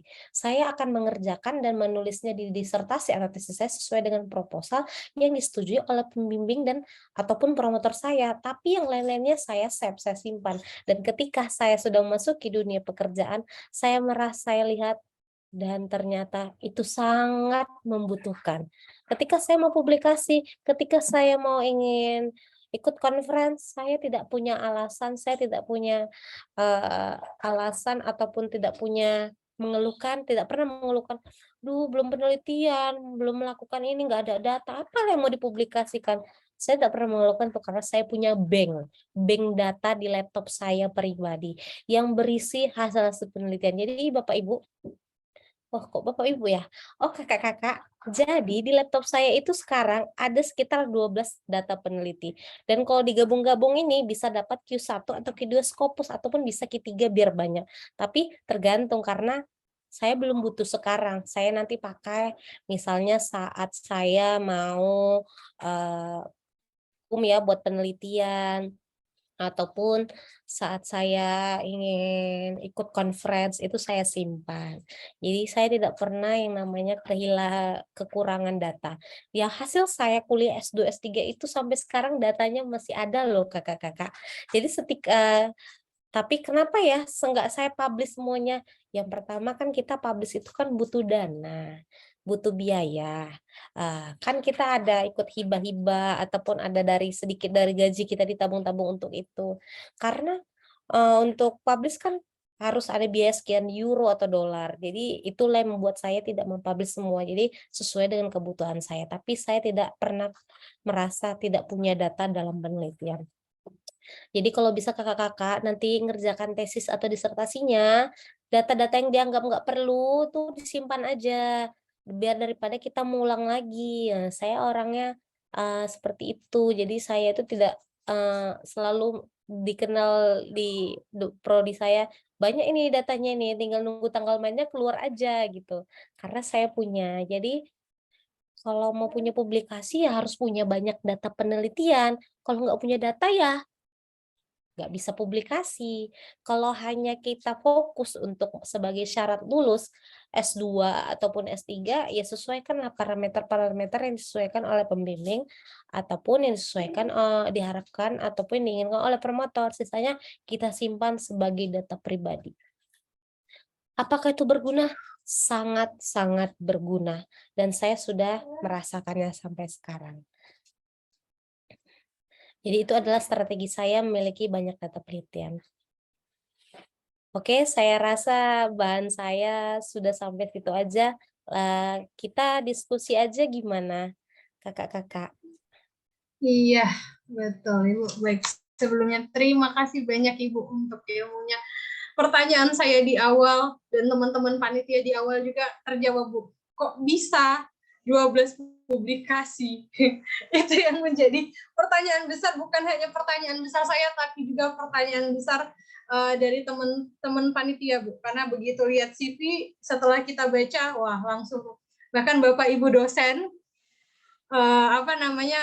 staf ahli di dalam departemen kita juga menjadi pertanyaan besar. Jadi teman-teman udah terjawab nih, kenapa bisa Bu Putri bisa selesaiin 12 publikasi internasional dari Scopus. Jadi sebelumnya saya ingatkan kepada Bapak Ibu peserta, teman-teman semuanya yang ingin bertanya kepada Bu Putri, kami perkenankan untuk raise hand dulu, baru membacakan pertanyaannya, atau kalau memang berhalangan untuk raise hand dan open cam, boleh menyampaikan pertanyaannya di kolom chat dengan format nama dan pertanyaan. Kalau di luar IPB mungkin boleh disertakan institusinya. Baik Ibu, mungkin sedikit saya menyimpulkan ya Bu, bahwa menjadi seorang mahasiswa yang produktif itu kuncinya itu adalah time management. Kita harus fokus dengan satu kegiatan, gunain skala prioritas, terus berani berkata tidak, jangan menunda pekerjaan tuh, kemudian yang ini yang agak sulit Bu, memanfaatkan waktu meski beberapa menit aja, menjadi waktu yang produktif. Kadang kita sendiri aja Bu, oke nih janjian sama temen, nunggu temen tuh, aduh Bu, kayaknya nggak kepikiran, saya pribadi nggak kepikiran untuk browsing jurnal, enggak, kayaknya lebih tertarik untuk scroll Instagram gitu kan, lihat story gitu kan, kayaknya lebih tertarik ke sana. Jadi mungkin sekarang bisa diubah, digeser sedikit ya Bu, browsingnya tetap tapi browsingnya ke jurnal nih. Kemudian yang nggak kalah penting yaitu adalah kita juga walaupun kita produktif tapi perlu me time, kalau nggak bisa stres ya Bu. Saya pikir tadi 21 publikasi tanpa me time, wah tapi ternyata diri sendiri masih mendapatkan haknya ya Bu. Dan satu yang perlu saya highlight, ketika kita berhasil melakukan atau berhasil memanajemen waktu, maka tanpa perlu kita memunculkan diri, maka semesta akan memunculkan kita. Mantap sekali Bu, luar biasa ilmunya. Sekali lagi kami undang teman-teman Bapak Ibu sekalian untuk menyampaikan pertanyaan. Baik itu secara langsung maupun kolom chat. Mungkin sebelum pertanyaan dari teman-teman, saya dulu yang mau bertanya nih. Tadi Ibu cerita bahwa selain aktif di dalam studi gitu, dalam bidang akademik, Ibu juga aktif di organisasi di UMKM seperti kita. Nah, itu gimana Bu nyelipin waktunya? Nulis iya, kuliah iya, tapi organisasi juga oke. Boleh nggak Bu cerita sedikit atau ya kasihlah Bu sedikit skill time management untuk organisasinya. Jadi kalau untuk organisasi saya itu milih organisasi apa yang yang akan berdampak sama saya di kedepannya. Kan kalau UMKM itu kan banyak ya, ada fotografi, ada olahraga, banyak lah jenisnya. Jadi saya milih dulu yang mana yang berpengaruh sama studi saya. Kalau saya lihat kan yang wacana ini kan berpengaruh kan ke akademik kita, berpengaruh. Jadi apalagi saya lihat ini jadwalnya memang jadwal orang selesai jam-jam berapa ya? Jam 4 ya? 4 sampai jam 6. Nah, ini memang kalau dari saya lihat dari sistem yang seperti ini organisasinya ataupun panitianya ini udah pandai, time manajemennya sudah baik. Karena tahu jam segini orang udah santai. Jadi ya bisa ikut dong, tetap ikut organisasi, tetap ikut suatu kegiatan, dan begitu juga dengan kegiatan-kegiatan di universitas saya. Saya lihat sebelum memasuki atau ikut suatu organisasi, saya tanya, ini di organisasi ini ngapain? Itu kegiatannya kapan? Nah, jamnya berapa? Jam berapa aja? Nah, apakah harus datang setiap hari? Boleh tidak tiba-tiba tidak datang? Terus apa nggak benefitnya sama saya? Nah, setelah mereka menjelaskan bagaimana organisasi mereka, begini-begini, saya lihat skala prioritasnya, kuadran 1, 2, 3, atau 4. Kalau memang menurut saya itu penting, akan saya lakukan, tapi kalau tidak, saya tidak ikut di organisasi itu. Jadi kita balik ke diri kita harus memilih organisasi ataupun kegiatan itu yang sesuai dengan kita, yang memiliki benefit, dan waktunya itu tidak mengganggu kita. Jadi ke time management, jangan organisasinya yang ngatur waktu kita yang waktunya harus sesuai dengan organisasi itu.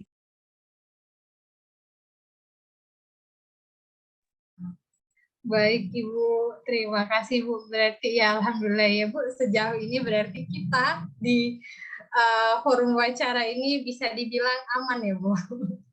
Bukan cuma kalau kata orang bukan hanya menjadi mahasiswa kupu-kupu ya, kuliah pulang. Alhamdulillahnya melalui organisasi ini ada sedikit bisa dibilang sedikit tambahan apa ya, biasa dibilang ilmu juga, pengalaman, tapi saya mengakui sih bahwa yang namanya organisasi ini memberikan impact positif bagi saya, terutama kami mahasiswa online yang pendaftaran untung nggak wisuda online juga. Dari pendaftaran, terus verifikasi data, kuliah online, bersyukurnya ditarik sama dosen buat ikut proyek penelitiannya, jadi nggak online juga. Kalau misalkan proyek penelitian nggak dapat proyek penelitian dosen, kayaknya bakal cari penelitian di sekitar rumah aja, cari kebun, oke, untuk ambil ekologi, selesai tuh, ekologi serangga, ekologi hewan-hewan kecil, bisa selesai penelitiannya. Tapi ya balik lagi, semua sudah ada jalannya. Sekali lagi teman-teman, adakah yang ingin ditanyakan? Kayaknya teman-teman ini pada malu atau gimana nih? Oke. Sekali lagi mungkin, nanti teman-teman sekalian, Bapak Ibu semuanya akan ada kuis di akhir acara. Nah, kuis ini berkaitan dengan materi yang sudah disampaikan oleh Bu Putri tadi. Jadi bersyukurlah bagi teman-teman yang menyimak. Mungkin sedikit saya spill kali ya. Kali aja ada yang ambis untuk menang, lumayan. Alhamdulillah panitia bincang santai ini cukup cukup rela berbagi. Jadi untuk kuisnya nanti ada hadiah, mungkin teman-teman perlu ingat-ingat sedikit gimana sih cara Bu Putri tadi dalam menyelesaikan publikasinya, kemudian menghasilkan output terbaik. Oke, intinya gimana kita bisa menjadi mahasiswa yang produktif gitu. Mungkin perlu diingat-ingat lagi teman-teman, siapa tahu informasi yang saya berikan ini bisa bermanfaat untuk kuis nanti. Punten, Fer, itu ada pertanyaan di chat. Siap, Mbak. Ibu mohon izin saya membacakan pertanyaan dari Ibu Evi Istiqomah. Bagaimana pendapat, disebutnya Deputi, saya ngerasa nggak sopan, saya revisi ya Bu. Bagaimana pendapat Bu Putri terkait dengan sistematik literatur review? Apakah ada tips? Mangga Ibu. Terima kasih pertanyaannya Ibu, Kakak ya, Kak Evi Istiqomah. Saya mau tanya dulu, ini literatur review itu maksudnya begini ya, kita mempublish jurnal tapi bukan berasal dari data penelitian, tapi dengan review, dengan beberapa jurnal yang kita review, terus menjadikan suatu publikasi yang baru. Ya.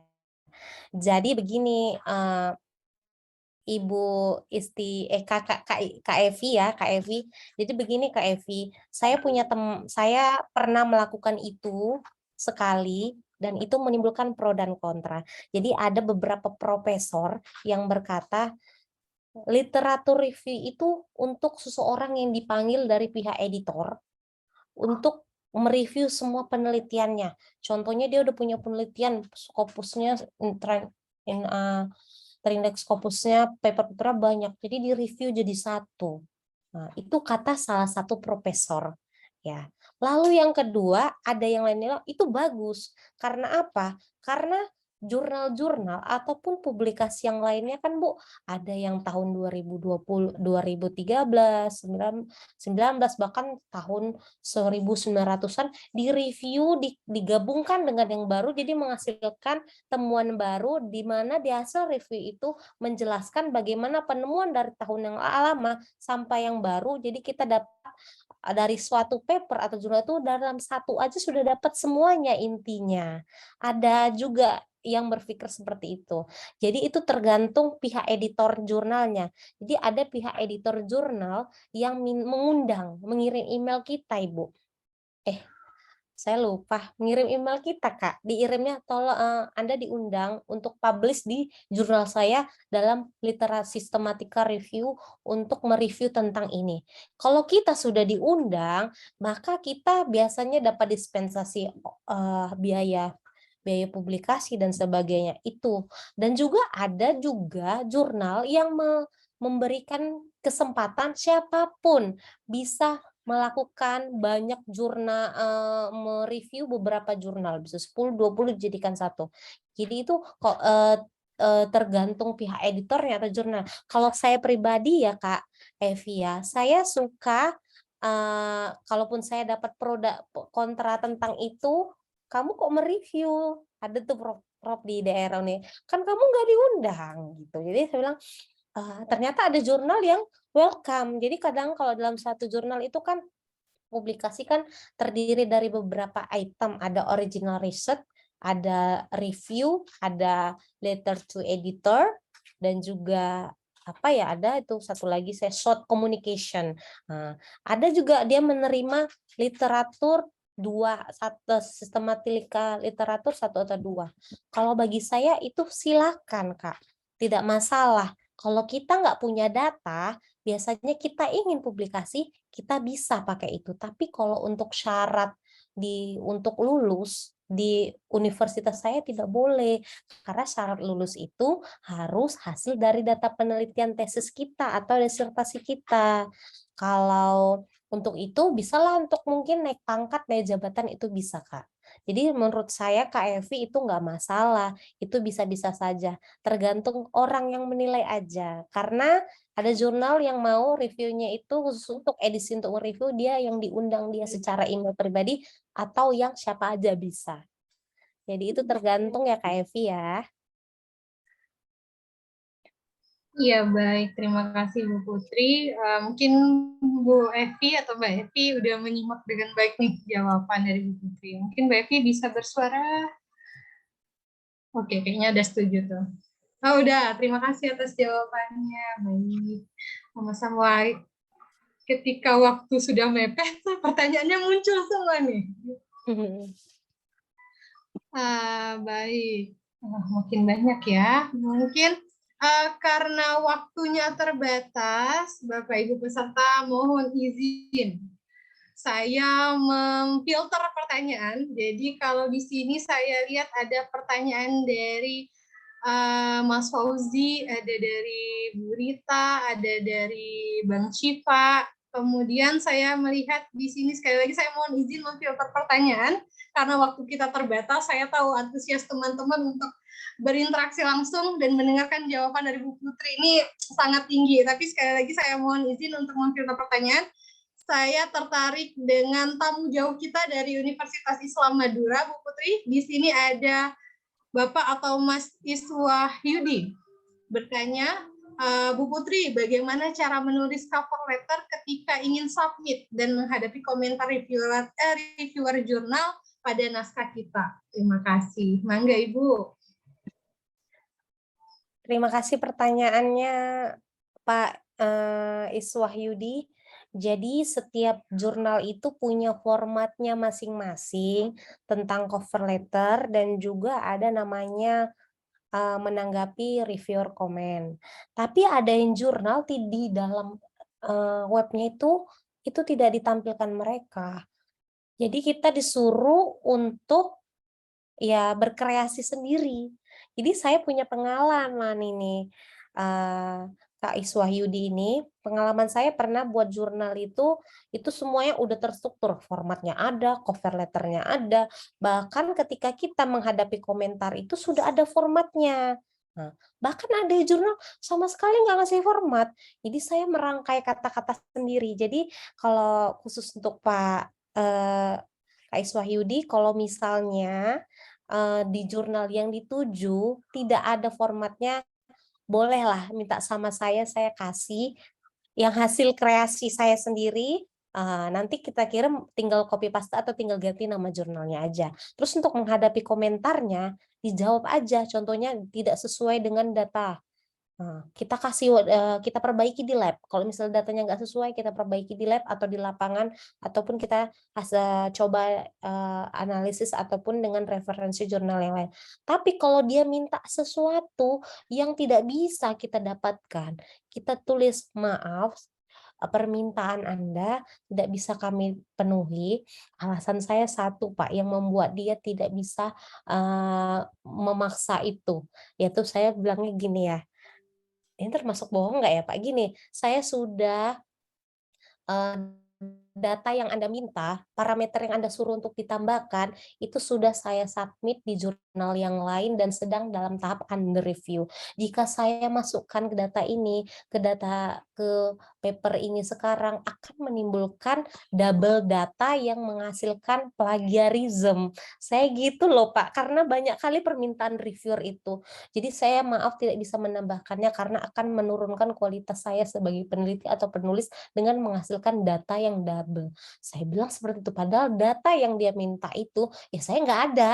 Kadang reviewer itu banyak sekali permintaannya, Pak. Jadi kita harus punya taktik, karena sistem reviewer itu ada like dislike-nya juga. Kalau dia tidak suka, apalah penelitian ini begini, dia tuh bisa nggak sesuai. Ada yang bilang bagus sekali penelitiannya, ada yang menganggap itu sudah biasa. Jadi tergantung dari reviewer itu juga. Nah, jadi saya rasa itu saja yang bisa saya sampaikan, Pak Wahyudi.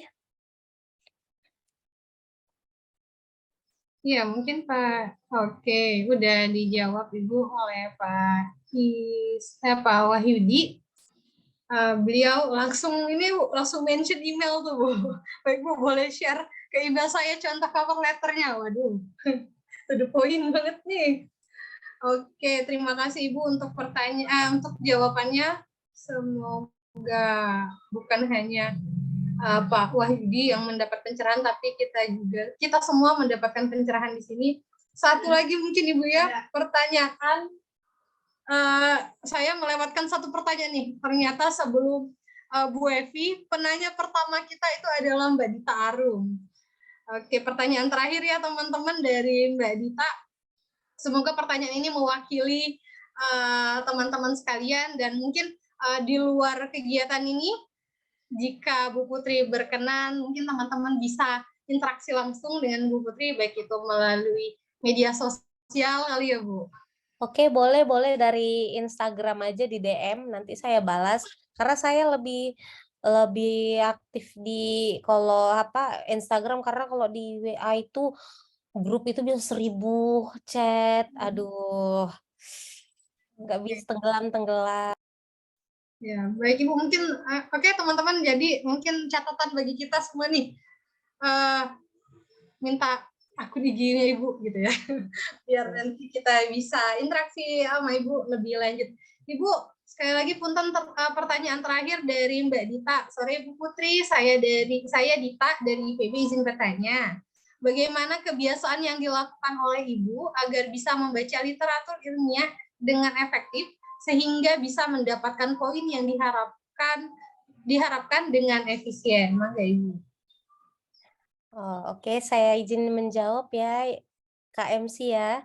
Jadi kalau ingin mendapatkan poin-poin cara membaca literatur ilmiah adalah tujuan kita itu mau cari apa. Contohnya, kita baca literatur ilmiah, ingin mau tahu prosedur kerja, ya sudah, kita nggak usah sibuk baca pendahuluan, kita tidak usah membaca diskusi, kita baca aja material and metode-nya. Karena kita mau tahu cara kerjanya untuk melakukan sampel ini dan sebagainya. Tapi kalau ingin melakukan hasil diskusi, ingin membantu kita menganalisis diskusi dari data yang kita dapatkan, nah saya cuma baca 2, hanya abstrak dan conclusion. Saya baca jurnal, jarang saya baca pendahuluannya. Saya jarang baca hasilnya, karena panjang, bingung saya. Jadi yang saya baca itu adalah abstrak sama conclusion. Oh, jurnal ini ceritakan ini. Oh iya, udah itu aja, dapat saya buat itu saja. Saya kalau membaca jurnal. Tapi tergantung tujuannya, Kak Dita. Kalau kita butuh jurnal itu atau literatur ilmiah untuk misalnya mau buat kita menganalisis secara real time PCR atau Western blot atau prosedur ke lapangan, ya kita baca di material metode, tata cara mereka melakukannya gimana, tergantung tujuan. Tapi kalau untuk membuat paper, menulis jurnal, saya hanya baca abstrak dan conclusion. Saya hanya baca itu, saya nggak baca panjang-panjang. Jadi saya buat jurnal ini, abstraknya apa, di abstrak kan sudah jelas bagaimana prosedurnya, dijelaskan secara detail, dan conclusion-nya, udah itu kesimpulannya. Makanya dari itu saya tidak membuang-buang waktu membaca dari introduction sampai conclusion yang bisa 5 sampai 7 lembar, itu saya rasa itu membuang-buang waktu. Makanya dari itu sesuai dengan tujuan kita. Kita mau untuk apa? Kalau untuk hanya sekedar pengetahuan, ini jurnal cerita apa, sudah baca abstraknya saja. Tapi kalau ingin pendalaman, kita baca di abstrak, conclusion, tapi kalau kurang jelas kita bahas di results-nya aja, tidak usah dibaca semua. Kalau dibaca semua pusing, karena banyak sekali dan susah mengkait-kaitkannya. Jadi itu aja keefektifan saya dalam baca biar efisien. Jadi Kak Dita nggak usah dibaca semua, Kak Dita. Apa yang Kak Dita cari, itulah yang Kak Dita baca. Kalau dibaca semua, aduh habis waktu dan juga nggak dapat dan kurang efisien. Saya rasa itu KMC.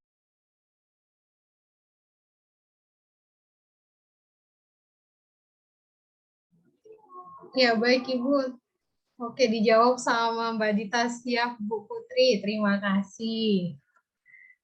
Baik. Ibu, sekali lagi terima kasih banyak untuk waktunya, terima kasih banyak untuk ilmunya, terima kasih juga udah bersedia menjawab pertanyaan dari teman-teman. Mungkin terakhir Ibu, sebelum penutupan, kami mohon izin closing statement dari Ibu.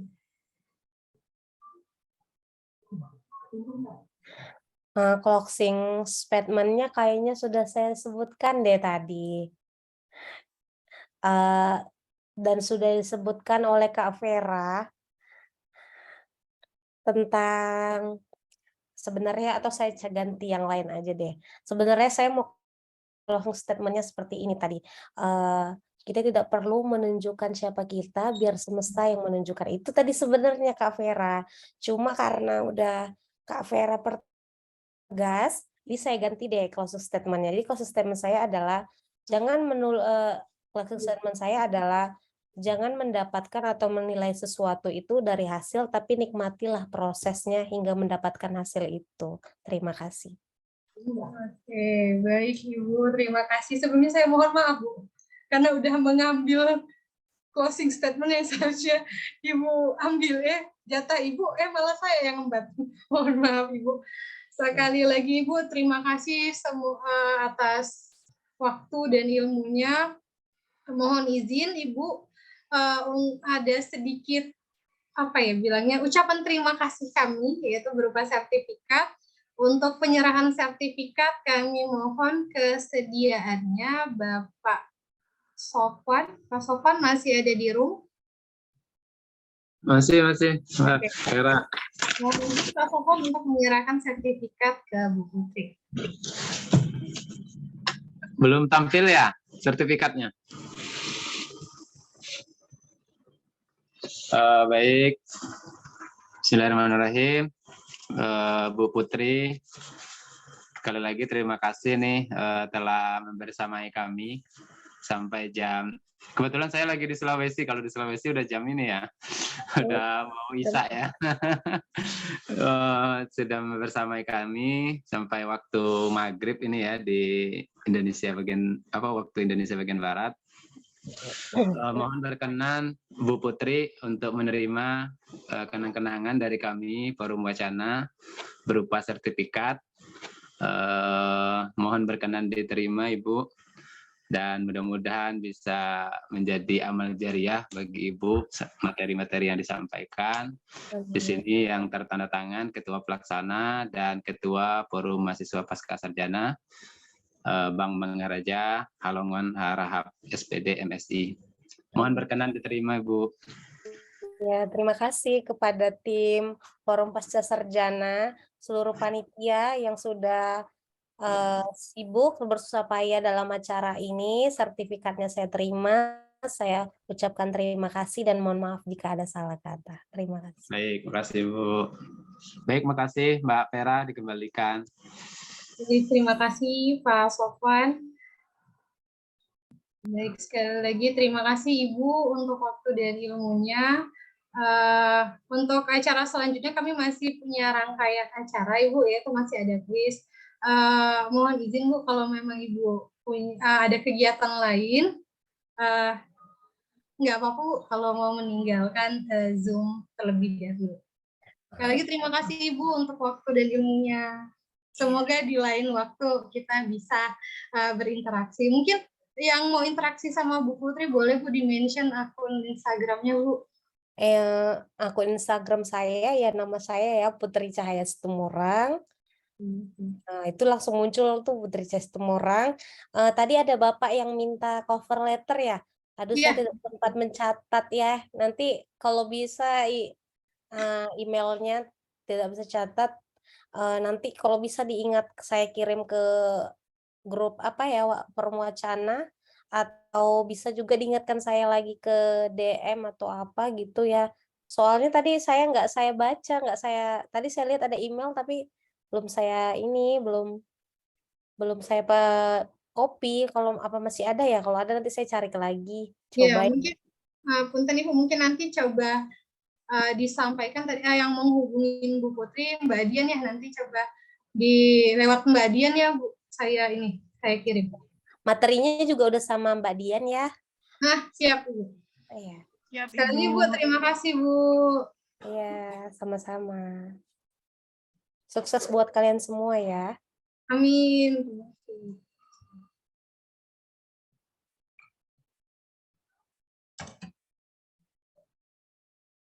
Oke. Oke, baik. Sebelumnya saya ucapkan terima kasih kepada Bapak Ibu teman-teman semuanya yang masih stay di room. Acara selanjutnya, karena tadi kita udah cukup serius menerima materi dari Bu Putri, selanjutnya adalah relax sebentar nih, kita kuis. Insya Allah kuisnya berhadiah. Benar nggak Mbak Dian? Insya Allah. Oke. Insya Allah berhadiah. Oke, mungkin untuk kuis saya persilahkan Mbak Dian untuk ambil alih. Mangga Mbak. Baik. Izin masuk ya teman-teman semua. Suara saya kedengaran dengan jelas. Jelas Mbak? Oke, baik. Jadi ini kuisnya saya nanti akan melemparkan 3 pertanyaan kepada teman-teman. Yang intinya pertanyaan ini adalah kalau teman-teman mendengarkan dengan baik dari awal materinya Bu Putri sampai akhir, pasti bisa jawab deh. Nah, jadi sekarang saya mau sampaikan dulu mekanisme ininya ya, penjawabannya. Saya nanti akan membacakan pertanyaannya satu per satu ya. Teman-teman nanti silahkan menuliskan jawabannya di kolom chat.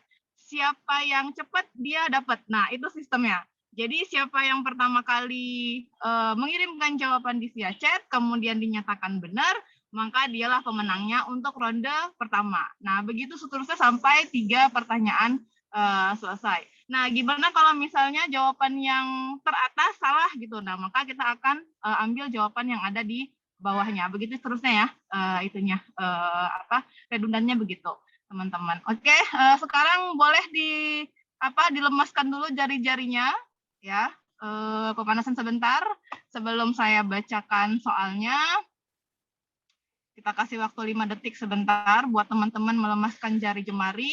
Siapa cepat dia dapat. Oke. Pertanyaan nomor gimana, Fer? Panitia boleh ikut nggak? Boleh. Ya, boleh. Bantu ini ya, bantu tolong dilihatin kolom chat ya, panitia yang bertugas. Hehehe. Siapa yang cepat nanti kita rekap yang pertama jawabannya. Oke, pertanyaan pertama, dengarkan baik-baik ya teman-teman. Memanfaatkan waktu luang untuk menghasilkan output yang produktif. Contohnya tadi Bu Putri bilang 1 paragraf introduction ketika dia sedang menunggu temannya yang ngaret. Ya, itu adalah definisi dari A, me time, atau B, good management of time. Silahkan.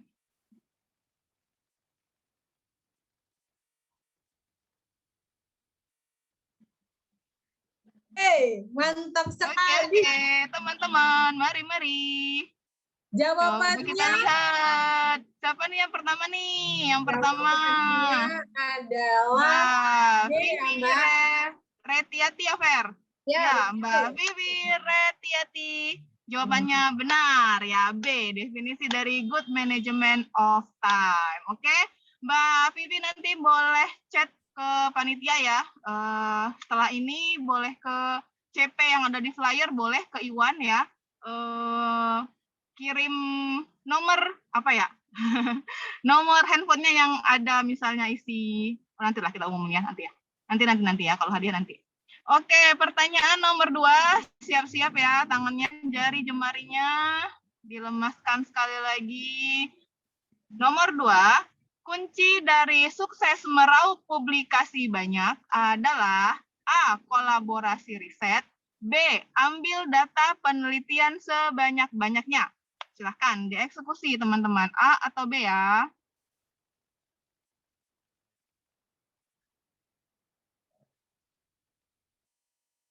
Oke, tadi mulainya dari mana ya, Fer? Aduh. Untuk jawaban pertama yang masuk di saya itu adalah Pak Iswahyudi. Jawabannya A, kolaborasi. Oke, mantap. Gini ya, di tag ya Pak Wahyudi ya. Nomornya Mas Irwan ya di flyer kita, nanti silahkan hubungi beliau.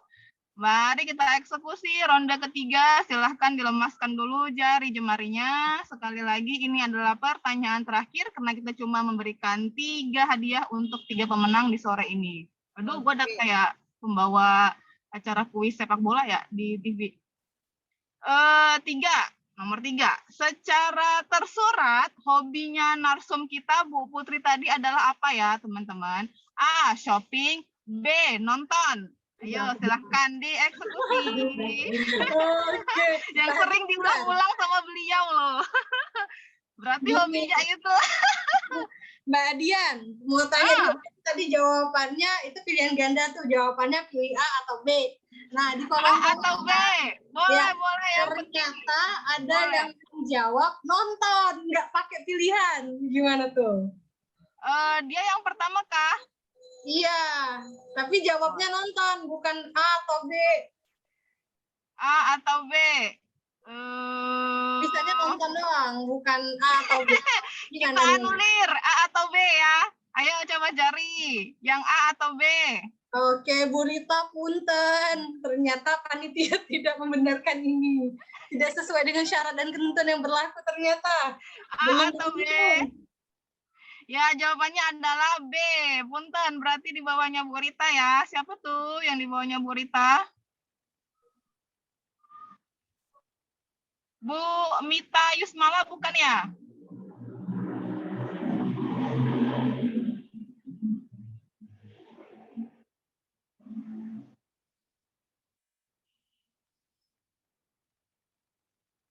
Bantuannya panitia, betulkah, Fer? Iya, betul. Kalau di saya ya. Oke, mantap. Bu, siapa tadi ya? Aku jadi lupa. Bu Mita, Bu Mita, ya? Bu Mita. Bu Mita, boleh nanti ini ya, Bu, kontak CP kita, Mas Irwan yang nomornya udah ada di player. Baik, teman-teman, itu dia kuis kita pada sore hari ini. Insya Allah nanti kalau misalnya belum rezeki ya di hari ini, mungkin rezekinya ada di pekan depan ya, karena pekan depan insya Allah kita akan kembali lagi di series yang ketiga. Mungkin segitu dulu ya dari saya.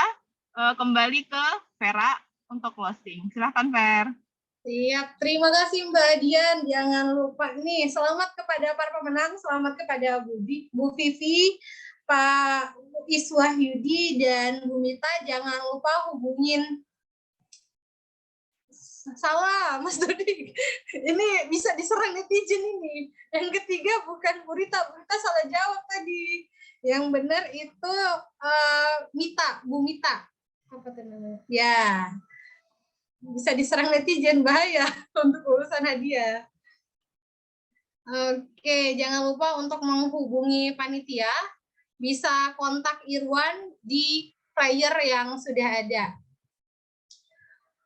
Untuk Bapak Ibu peserta sekalian, jangan lupa mengisi absensi di ipb.link/sertifikat bisa 2. Itu G-form, mohon diisi G-formnya, kemudian nanti akan secara otomatis terkirim ke email masing-masing sertifikat dan materi dari Bu Putri tadi. Oke, selanjutnya next slide. Oke, buat Bapak Ibu, seperti yang saya sudah sampaikan tadi bahwa Bincang Santai ini merupakan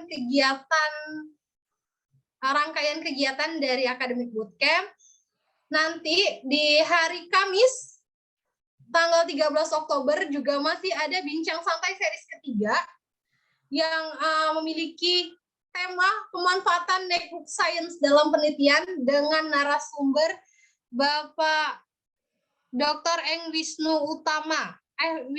Ananta Kusuma, STMT.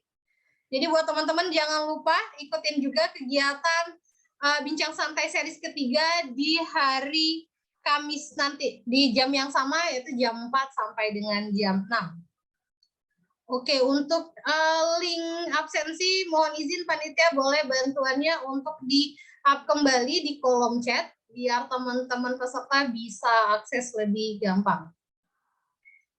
Ya, baiklah Bapak Ibu sekalian, sebelumnya saya ucapkan terima kasih untuk waktunya sudah bersedia hadir pada kegiatan bincang santai AP ini.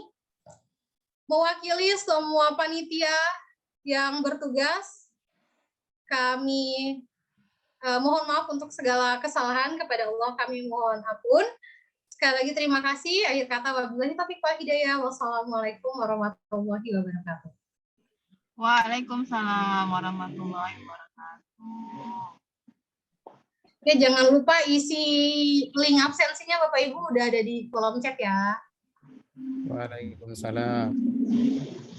Makasih Mbak Vera, segenap panitia yang bertugas. Keren. Sampai jumpa Terima kasih, pekan Mbak. depan. Terima kasih semuanya. Terima kasih Pak Sofwan. Oh iya, belum live ya? Makasih Pak Sofwan, Bang Raja. Makasih FW. Semoga foto saya masih ada di Secret FW. Insya Allah masih ada. Kalau nggak ada berarti kearsip aja. Nanti kita cari.